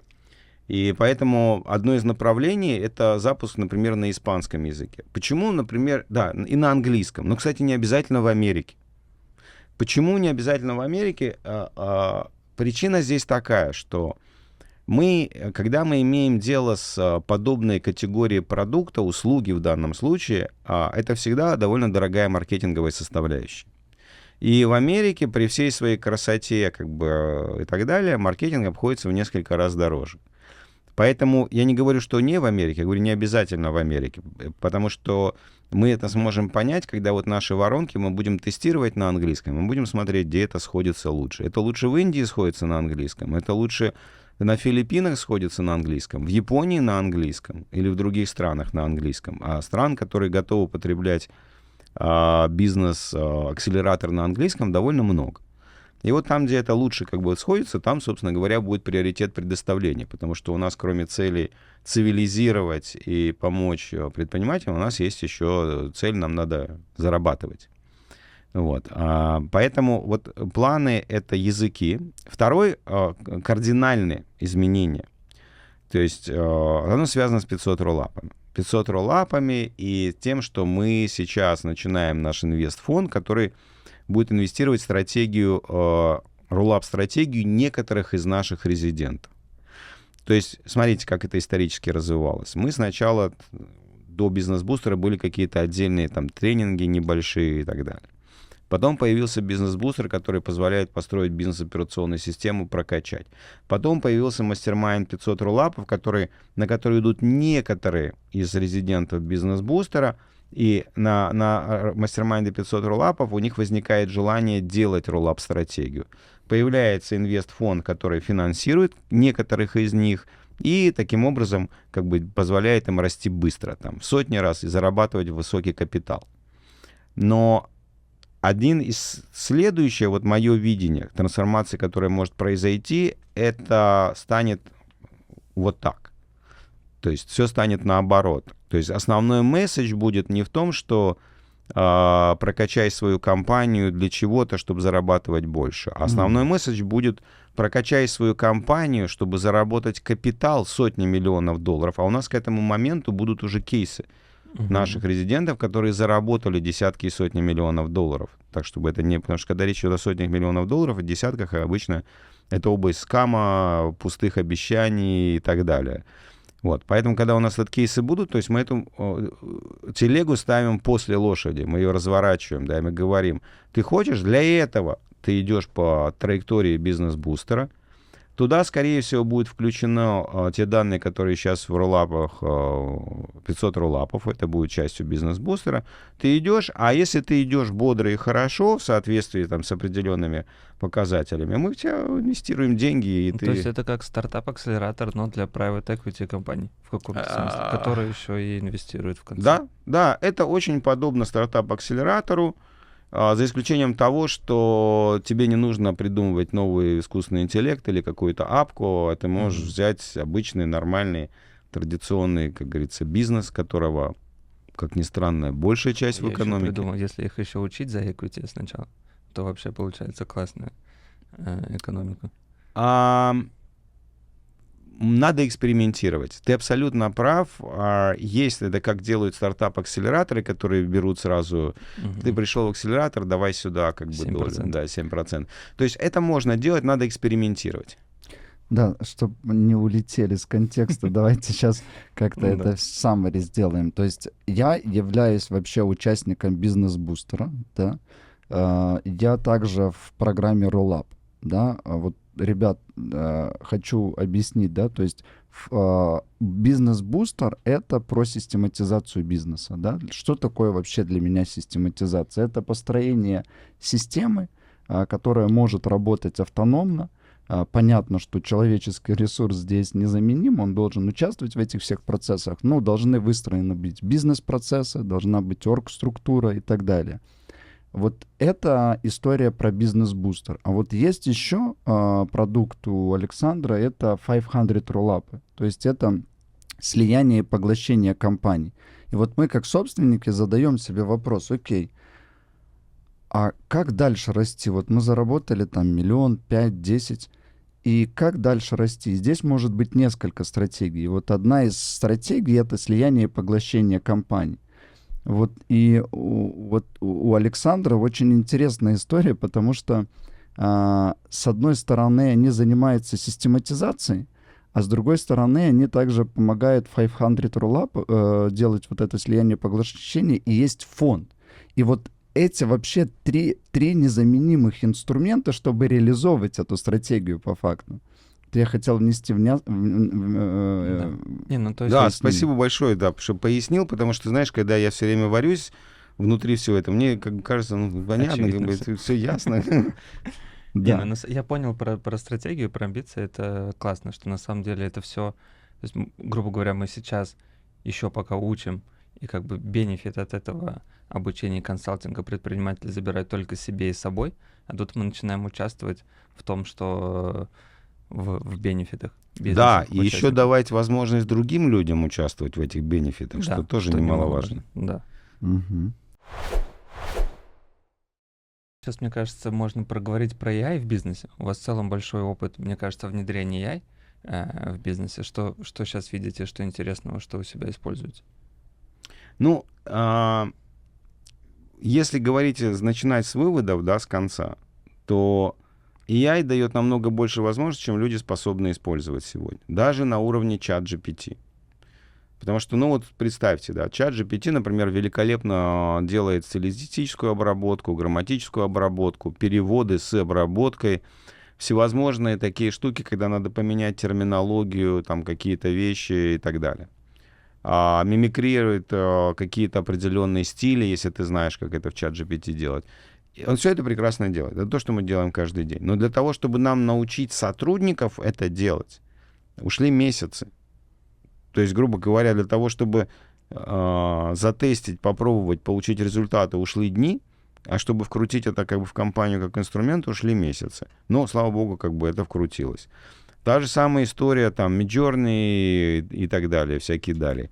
Картинки, иллюстрации. То же самое. Эксперименты уходят дни для того, чтобы это вкрутить во все процессы компании и добиться, чтобы... Ну, это же просто клондайк, чтобы это использовали. И не только... сейчас как бы идет борьба уже за маркетинговые креативы, потому что, грубо говоря, там все есть обучающий контент, презентации и так далее. То есть как бы сделали, и вот сейчас добивает как бы маркетинговую сторону, чтобы все это внедрить. А для нас это экономит много денег, потому что это же дизайнеры, это скорость, это качество и все такое. И вот каждый инструмент, то есть получается такая как бы штука интересная, что да, мы используем для копирайтинга, да, мы используем для генерации изображений, мы используем для генерации видео активно, для генерации голоса. Что мы еще используем? Ну и какие-то специализированные тулзы, там, там всякие нарезки видео на рилсы и так далее. Но интересный, самый большой челлендж, все эти инструменты, они дешевые. То есть они вообще бесплатные, потому что, как можно сравнить генерацию в Midjourney изображений и дизайнера, которому ты платишь зарплату. А для того, чтобы он еще что-то дизайнерил, тебе нужен менеджер, который ставит задачу и подталкивает, и контролирует. А дизайнер не появился не из воздуха, потому что твой HR потратил на него. А там еще есть финансист, который тоже на этого дизайнера работает, потому что он ему зарплату должен платить. И инфраструктура, да, и мы как бы эту штуку срезаем. И это удовольствие стоит, я не знаю, $20 в месяц, я не знаю, сколько это стоит. Нисколько это стоит. Да. То есть экономия налицо. Но для того, чтобы это вкрутить компанию, приходится тратить экстра ресурсы, и вот этими экстра ресурсами нужно обладать. Как вы считаете, заменит ли AI человека? Во многих местах заменит. И во многих местах, к счастью, заменит, потому что будет лучше. Будет лучше. Не везде. Конечно, в креативе никогда не заменит, потому что он все-таки... Он может повторять, он может выбирать варианты молниеносно, он может комбинировать варианты и где-то находить интересные вещи. Но в таком глубоком креативе нет, конечно, не заменит. Но многое заменит. И я с нетерпением этого жду, потому что, я считаю, что это антигуманно, когда сидит человек, и его работа заключается в том, чтобы заносить какие-то циферки чертовы в какие-то таблички. И делать это без ошибки. Но согласитесь, это как-то грустно, блин. Человек не должен это делать. Он не должен. Мне кажется, что если бы он ходил и подрезал кустики, понимаете, или кормил там животных, это было бы намного более, творческое, эмоциональное, веселое. Больше импакта точно. Да. Помогает ли семья вам в бизнесе? Да, мне помогает семья в бизнесе, потому что я, так как компания онлайновая и удаленная, она изначально так строилась, нам очень нравится эта концепция, поэтому я работаю дома. Работать дома, понятно, отдельный кабинет и все такое, это и возможность, это и челлендж. челлендж заключается в том, что ты все время дома, и, грубо говоря, когда ты выходишь из своего кабинета, твоей семье трудно распознать. Ты уже закончил работу и идешь обнимашками заниматься, или ты просто в процессе совещания решил прогуляться. Да? То есть вот эта граница стирается здесь от жены, от семьи. Здесь требуется больше как бы понимания и желание сотрудничать, чем обычно. То есть это прям мега важно, потому что ты там идешь и проводишь какую-то координацию высокоуровневую, а тебе там, помой посуду. Ну, я утрирую, у нас такого не бывает, да, поэтому это невозможно без поддержки семьи. Это первый как бы момент. Второй момент, мега важный, это в том, что я могу посвящать много сил, много энергии своей работе по той причине, что обо мне заботится семья, обо мне заботится моя жена, она заботится о моем питании. Она мне находит тренеров и следит, чтобы я не пропускал тренировки, потому что у меня много перелетов и вообще.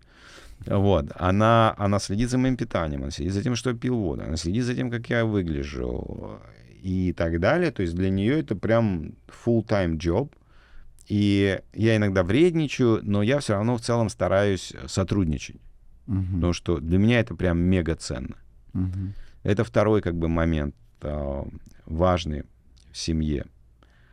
Ну и моральный, ну понятно, что это все как бы физические вещи, но и как бы моральный аспект. Просто когда мы с Аннушкой встречались, она понятия не имела, чем я занимаюсь, кто я такой. Ну, то есть она не знала, что у меня там есть популярный YouTube-канал, там, Инста, там, и все такое. Она начала что-то подозревать, когда люди на улице подходят, внезапно незнакомые, там, и здороваются, и как-то подозрительно часто это происходит. Она начала что-то подозревать, но она как бы не это самое, не была не в курсе. И это определенное как бы бремя, с одной стороны. С другой стороны, в моей работе важна моральная поддержка, потому что здесь нет физических барьеров, да, здесь не нужно, чтобы жена кирпичи подтаскивала, когда ты их там кладешь, эту стену, да, но здесь очень важно, чтобы была моральная поддержка, потому что особенно я считаю, что это важно для каждого лидера, для каждого фаундера бизнеса, потому что обычно фаундер это вот, ну, должен быть твердым, да, фаундер должен быть опорой для всей остальной команды. А его самого-то кто поддерживает, черт побери? Ну, партнер поддерживает. Ну, не всегда. Знаете, по-всякому бывает. Да. И иногда мы ссоримся с партнерами. И я иногда ссорюсь, давно уже, кстати, не ссорился, но иногда я ссорился с Валентином, когда мы друг друга нахер посылали прям, ну, открытым текстом. Но потом созванивались через 15 минут и как бы обсуждали, кто в чем, как говорится, был неправ. Уже там конструктивно это все раскладывали. Но это было. Но тебе все равно в этот момент нужна какая-то поддержка, безусловная поддержка. Понимаете, феномен семьи заключается в том, что это родня, то есть это безусловная поддержка, независимо ни от чего, независимо ни от того, принимаешь ты правильное решение, неправильное решение, там, ну, если только не косячишь против семьи, там, конечно, сковородкой можно, скорее всего, теоретически получить. Но если ты как бы на своей цели, то есть там должна быть безусловная поддержка. И мне это предоставляют. А вот что помогает удерживать хорошие отношения, создавать хорошие отношения? Может, есть какие-то инструменты вот, в плане отношений с женой? У вас большой опыт какие-то? Лайфхаки какие-нибудь? Ну, смотрите, есть банальные вещи, которые, ну, с каждым человеком работают. Это просто нормальное общение. Это хорошие манеры. Это позитивные эмоции в общении. Да, ну, грубо говоря, вот такое же часто бывает, что человек выходит на люди, он такой душка, он такой позитивный, там, и все такое. Домой приходит такой, да. Ну, вот это плохие манеры. То есть первое, что это должно быть, ну, как бы это часть жизни, это важная часть жизни. Почему ты напрягаешься нам на работе, чтобы проявлять хорошие манеры и нести какой-то позитив, а в семье как бы нет. Семья важнее. То есть должно быть, по идее, наоборот. В семье там все чмоки, а на работу пришел, там всем пенделей раздал, что-то тогда. Ну, я утрирую. В общем, это как бы первый базовый уровень, он банальный. Да? Следующий уровень, что помогает мне лично, есть такая штука, как понимание соционических типов. Понимание того, что все люди разные, по-разному мыслят, по-разному смотрят, по-разному оценивают информацию, видят разные вещи. И идеально, когда муж и жена, они разные, они одинаковые. это идеально, потому что это создает гармонию. То есть гармония заключается в том, что вы абсолютно одинаковы, как два сапога пара. А гармония заключается в том, когда вы мэчитесь. У него это сильное, у нее слабое. Там, у него это слабое, у нее сильное. И я открою вам секрет. Я, конечно, долгое время думал, что я идеален, но потом я обнаружил, что у меня есть слабые стороны. И они у каждого есть. Сильные стороны и слабые стороны. Это нормально. И вот важно понимать сильные и слабые стороны твоей жены, твоего партнера, и принимать это во внимание. Когда вы выбираете обед, когда вы обсуждаете что-то, когда нужно принять решение в течение какого времени, когда вы собираетесь куда-то ехать, и нужно собрать вещи, тебе надо принимать во внимание, что ты имеешь дело с другим человеком, который по-другому на это смотрит, и в этом есть свой кайф, в этом есть большие плюсы. Но есть и минусы, которые тебя раздражают по принципу, ну, черт побери, я бы это сделал там. Ну да, но зато вы что-то другое ты не сделал. Что-то вот эти вот вещи надо все время как бы во внимание принимать. Это, наверное, второй как бы момент. Важный. Да, классно. Здесь Александр упомянул по поводу сильных и слабых сторон. А как вы вот считаете, нужно усиливать сильные стороны или слабые развивать? Я считаю, что, смотрите, есть... Ну, если говорить о соционических типах, да, то есть, чтобы не вдаваться ни в какие там дебри и подробности, я считаю, что развивать надо сильные стороны. То есть, что значит сильные? Те, которые у человека природно выражены сильными. Они могут быть не очень результативные и по факту сильные из-за некомпетентности в этой области. Ну, то есть, грубо говоря, есть у тебя какие-то таланты и природные способности. И вот это нужно развивать. Потому что попытка, если у тебя где есть какой-то природный антиталант и антиспособность, вот пытаться это как-то прокачивать с помощью обучения непродуктивно. Лучше выбрать что-то, что у тебя получается и что тебе приносит удовольствие, и вот это прокачивать, получать еще больше результатов. Почему? Потому что это мир, черт побери, специализации. Понимаете, мы не живем больше в мире, где каждому человеку надо было пойти забить мамонта, его притащить, и костер зажечь, и хижину сделать, и с другими договориться, чтобы не лезли в мой огород. То есть мы сегодня живем в мире, где место может найти человек с любыми талантами, потому что есть огромный спектр профессий, это специализация. И поэтому мы себе можем это позволить, с одной стороны. С другой стороны, смотрите, что происходит. Если мы развиваем природно сильные стороны, то мы получаем много кайфа. А если мы пытаемся развить природно слабые стороны, мы получаем, как правило, много боли и страданий. А жизнь — это не только работа. Хотелось бы, чтобы жизнь была наполнена кайфом, а не болью и страданиями. Да. Давай поговорим по поводу талантов. Интересно, на самом деле, вопрос по поводу вот потока и так далее. Вот попытаюсь развернуть, что я имею в виду. Вот мы, предприниматели, сталкиваемся с разного рода ситуациями, да, где-то эти ситуации вызывают негатив, и этот негатив, он может также на нас влиять. Ну и мы где-то, наверное, тоже себя чувствуем некомфортно, где-то в негативном состоянии находимся. И вот ты, когда находишься в негативном состоянии, то ты, в тебе проявляются так называемые там темные стороны. Ты можешь ты можешь принять решение не совсем верное, потому что ты сейчас находишься... Из темной стороны. Да, из темной стороны. И вот, как я вижу, задача быть больше в позитиве, чтобы у тебя как бы отображалась, больше проявлялась больше светлая сторона. И в том числе и в бизнесе, да, то есть в бизнесе тоже максимально важно принимать какие-то решения, когда ты находишься в поднятом настроении. Вот как вам удается или удается вообще в целом находиться больше в позитиве, и как вы работаете вот с этими негативными эмоциями? Ну, смотри, здесь два момента. То есть первое, у меня есть такое правило, что если что-то навалилось, и я чувствую в этот момент, что мне хочется всех прикончить, это такой явный индикатор того, что я в каком-то негативе, то я не принимаю просто никаких решений. То есть я эту вещь стараюсь отложить. Обычно достаточно часа-двух, а иногда требуется пару дней, чтобы полностью выйти из этого состояния, потом принимать решение. Это просто правило. То есть, когда весь наполнен какими-то вот этими бурлящими негативными эмоциями, не надо принимать решение и не надо ничего делать. Потому что все, что ты решение ты примешь, все, что ты сделаешь, скорее всего, тебе придется в 3 раза больше потом работать, делать, чтобы это отмотать назад. Поэтому лучше ничего. В данном случае лучше ничего не делать. Это как бы первый момент. Второй момент важный. Я сторонник такой философии, что все, что с нами происходит, мы каким-то образом создали.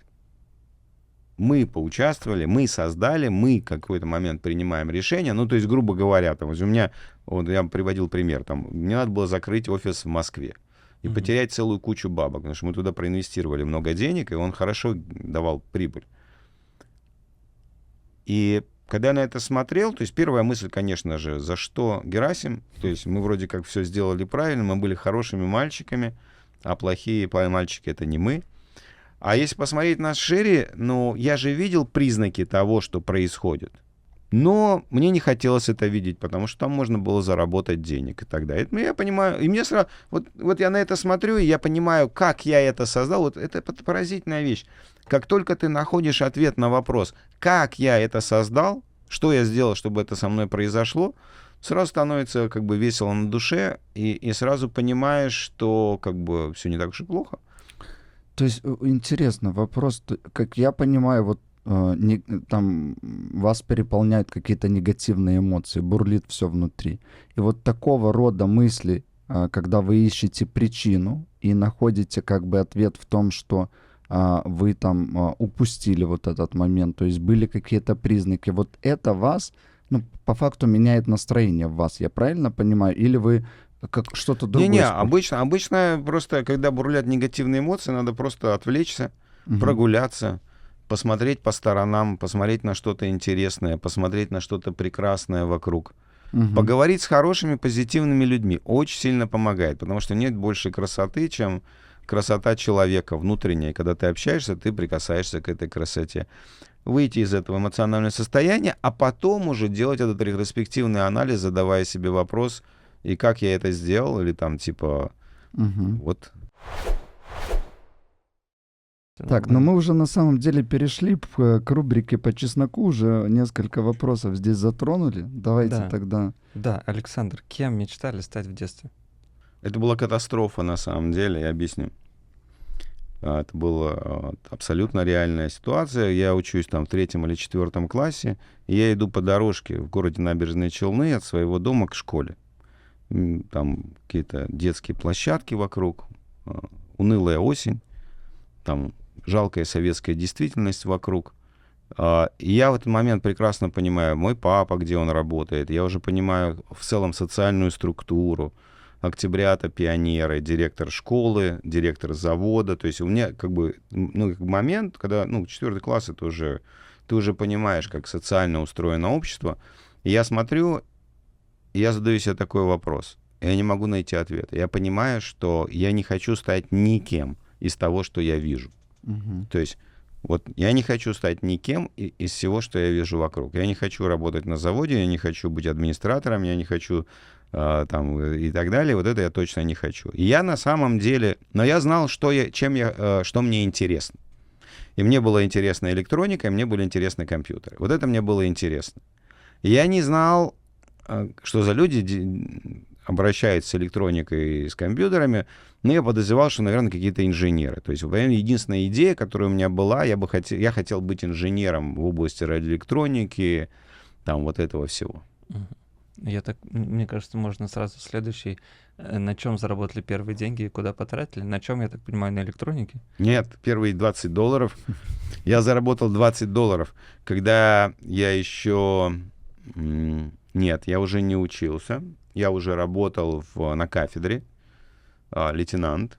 Времена были потрясающие, потому что лейтенант получал столько же, сколько гражданский инженер, плюс еще за погоны. А еще лучше было то, что в этот момент деньги вообще ничего не стоили, и была гиперинфляция, и мне давали продуктовый паёк. Не важно, сколько ты получал. Да, поэтому не важно, сколько ты получал, но мне давали продуктовый паёк, потому что я был военным. Никаким гражданским ребятам, естественно, продуктовые пайки не давали, я не понимаю, как они выживали. Ну, в общем, я был, можно сказать, высокообеспеченной единицей того украинского общества. И тут приходит мой приятель, который, значит, не пошел, он пошел в коммерцию и преуспевал. И ему нужно сделать то, что мы сейчас называем CRM, ну, очень простенький. Контакты, телефоны, записнушку на компьютере, потому что компьютер есть, надо, чтобы там что-то было. И я за $20, я потратил на это целых 2 дня.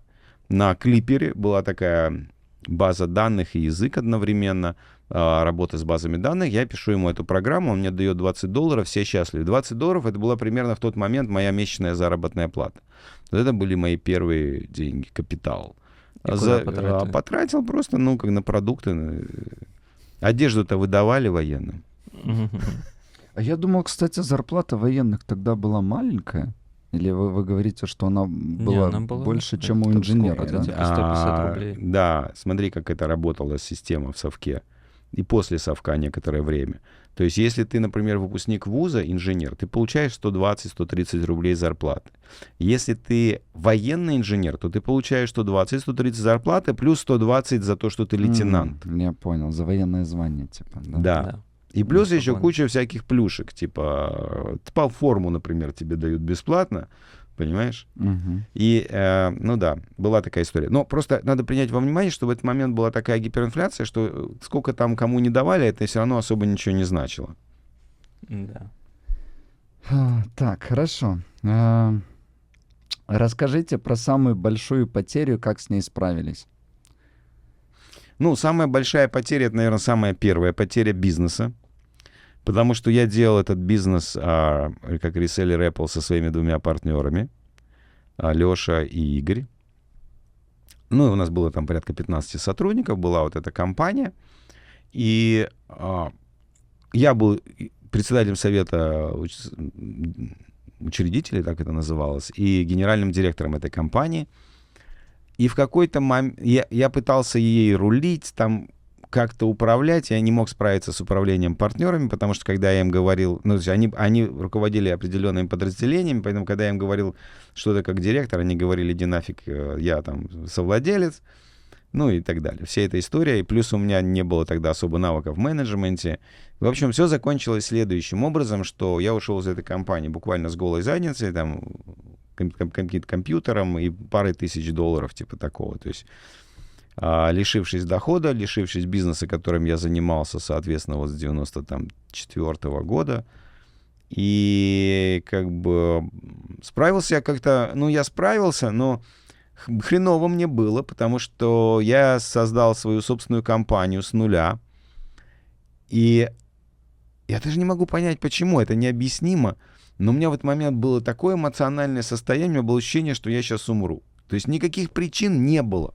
Ну, то есть, казалось бы, ну, начинаешь ты с нуля, ну, окей. Ну, ты даже нанял каких-то сотрудников толковых, потому что тебя знают.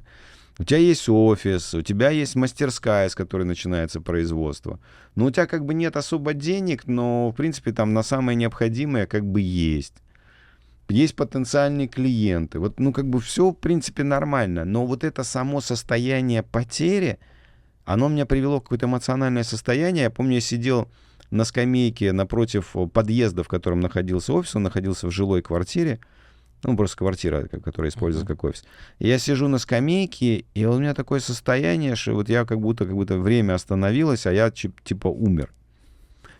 И я думаю, моя идея связана со следующей. Почему так происходит? Ну, со мной происходило. Может, с другими так никогда не происходит, но со мной так происходило. Потому что как это происходит? Ты начинаешь бизнес, и ты тратишь много ментальной энергии на то, чтобы создать в своем воображении, в своей вселенной то, каким этот бизнес будет. И ты это создаешь, усиливаешь, добавляешь туда деталей, добавляешь, а потом, ну, что-то происходит. Ну, как в данном случае я потерял долю в этом бизнесе и свою позицию.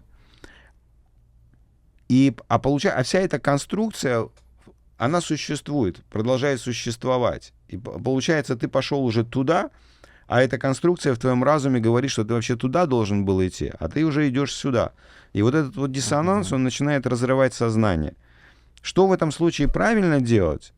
это просто разрушить эту конструкцию. То есть вернуться к моменту, когда ты ее создавал, понять, что ты мечтал об этом, ставил такие цели. Потому что в этот момент у тебя были определенные обстоятельства и определенные окружения. А сегодня они другие.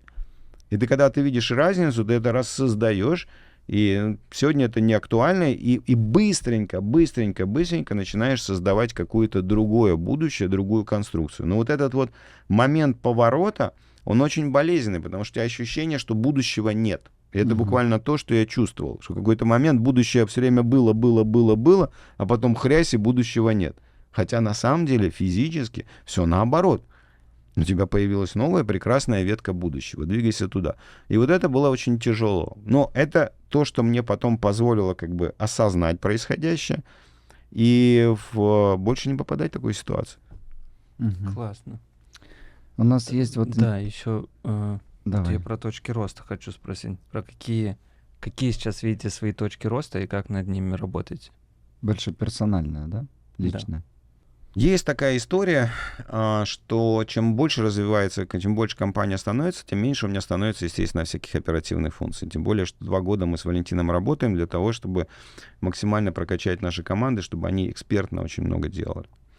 И на этом уровне моя основная функция, как и Валентина, впрочем, это функция, связанная с тем, чтобы развиваться, обучаться и создавать связи. Знакомиться с умными людьми, создавать партнерство, обмениваться идеями, формировать своего рода виртуальный совет директоров или advisory board какой-нибудь. И вот в этой истории, как бы в том, чтобы организовывать такие комьюнити, поддерживать отношения и развивать их, это всегда было моей слабой стороной. То есть я всегда предпочитал, как этот мальчик, который убежал в библиотеку, и когда все играли в футбол, и читать. Ну, потому что я на самом деле, так мне получилось, что я вырос в подъезде, где я жил на 3-м этаже, на 1-м этаже была библиотека. Я все детство провел в библиотеке, я прочитал нахрен всю эту библиотеку. Я не все понял, конечно, но прочитал все. И получается такая история, что вот этот коммуникативный навык, а это навык, это прям, практики, методики, технологии, инструменты, привычки, они у меня являются слабой стороной, поэтому я это собираюсь развивать. Интересно. Да. Так, кто вас вдохновляет из известных людей? Вот наше время давайте возьмем. Трамп вдохновляет. Я всегда смотрю и думаю, вот с такими личностными качествами, манерами и добиться такой обширной поддержки. Это ж каким же потенциалом мы обладаем все, невероятным на самом деле. Он меня вдохновляет. Меня вдохновляет мои учителя, там, например, тот же самый Роуэн Фрейзер. Он просто красавчик. То есть он действительно просто красавчик в том, с какой непринужденностью он создает там свои какие-то вот эти мастер-майнды, тусовки. Он умный, он знает много инструментов, у него хороший бизнес-опыт, но в том, когда вот это сочетание какого-то очень базового образования и entertainment, такой edutainment, который он создает, и одновременно комьюнити, меня это очень сильно вдохновляет, потому что меня это все время...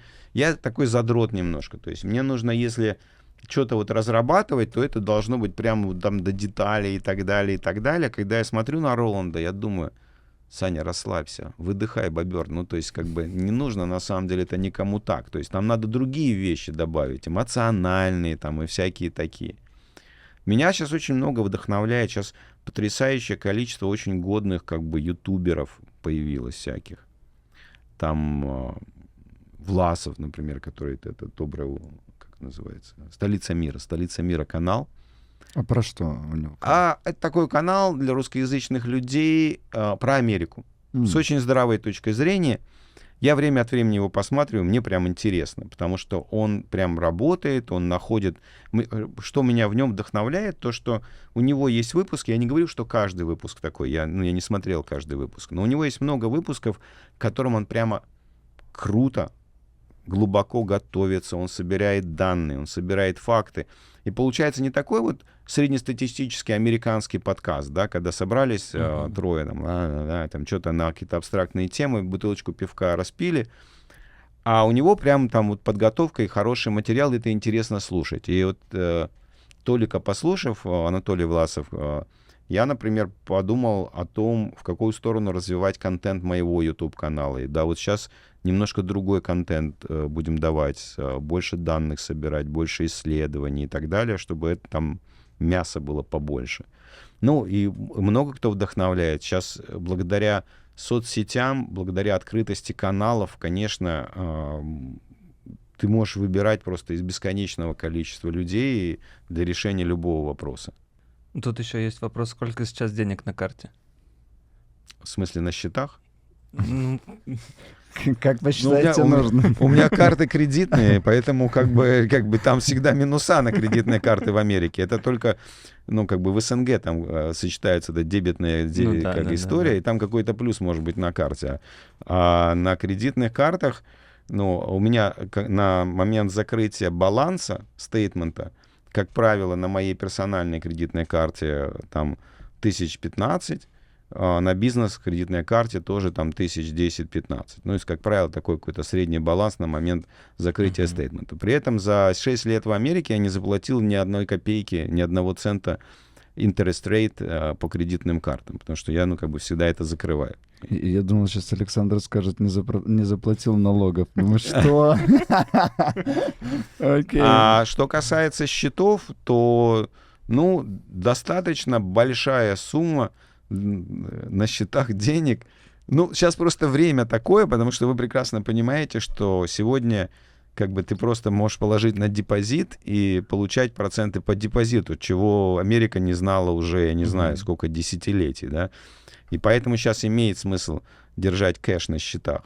Если бы этого не было, у меня бы, ну, на счетах было бы там 200-300 тысяч долларов и все.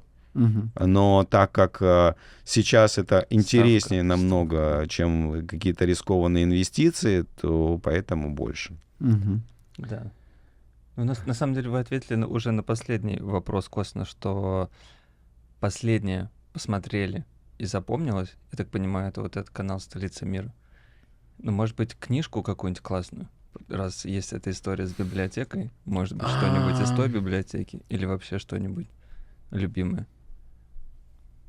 Нет, книжку не буду советовать. Книжку не буду советовать, потому что, ну, советы хорошо давать такие, которые люди будут использовать. Вот. Поэтому я сейчас на подкастах. Я, видимо, в детстве свою дозу какую-то... Не, я продолжаю читать книжки. Я читаю сейчас книжку Элона Маска, потому что... Которая биография. Вот да, биография Уолтер Айзексон. Я очень уважаю Уолтера Айзексона. Я вообще люблю все его книги. И первая, которая меня мега впечатлила, это Стив Джобс Уолтера Айзексона. Я просто оттуда столько уроков вынес. Там. Я просто читал, говорил, ну вот же, это что, о чем я говорил, как раз живой пример из жизни. А вот еще. И так далее. И мне нравится его манера такая, не оценивающая, не пытающаяся объяснять происходящее, а более такая фактурная, фактическая работа. И вот Элон Маск, книжка Уолтера Айзексона. Такие книжки Уолтера Айзексона очень интересны, потому что они же дают тебе всю ретроспективу. Ну, потому что, ну, глупо смотреть на Элона Маска сегодня, да, когда он является там супер какой-то звездой, и обсуждать, вот он, переплатил он за Твиттер и не переплатил, или там курит он что-нибудь там, или нюхает, или не курит, или не нюхает, и при этом... И, понимаете, и делает туда выводы, что это как бы или хорошо, или плохо. Ну, какой смысл на это смотреть? Это уникальное абсолютно обстоятельство, которое навряд ли кто-то сможет дублицировать, да? Смотреть надо на то, как он к этому шел, как он шел к своей первой компании, к своему первому экзиту, ко второй компании, ко второму экзиту, что он делал там. Вот на это надо смотреть. И книжки Уолтера Айзексона, они дают хорошую ретроспективу. Супер. Будем заканчивать тогда, да? Поблагодарим Александра. Спасибо, что пришли на наш канал. Вы у нас на самом деле один из первых гостей. Мы будем делиться со своей стороны опытом, не даем здесь советов, мнений. Мы приглашаем именно экспертов, которые делятся опытом. Ребят, вы со своей стороны подписывайтесь на канал, потому что здесь будет на самом деле очень классная информация. Да, спасибо. Спасибо за искренность, за то, что всем поделились. Я Да, думаю, спасибо, что супер пригласили. ценно. Я с огромным удовольствием. Приглашайте еще что-нибудь. С удовольствием обсудим. Да. И успехов вам на Вот, канале. кстати, пишите, что еще обсудить с Александром. Еще раз позовем и что-нибудь точечно обсудим. Точечно, да. Все, спасибо.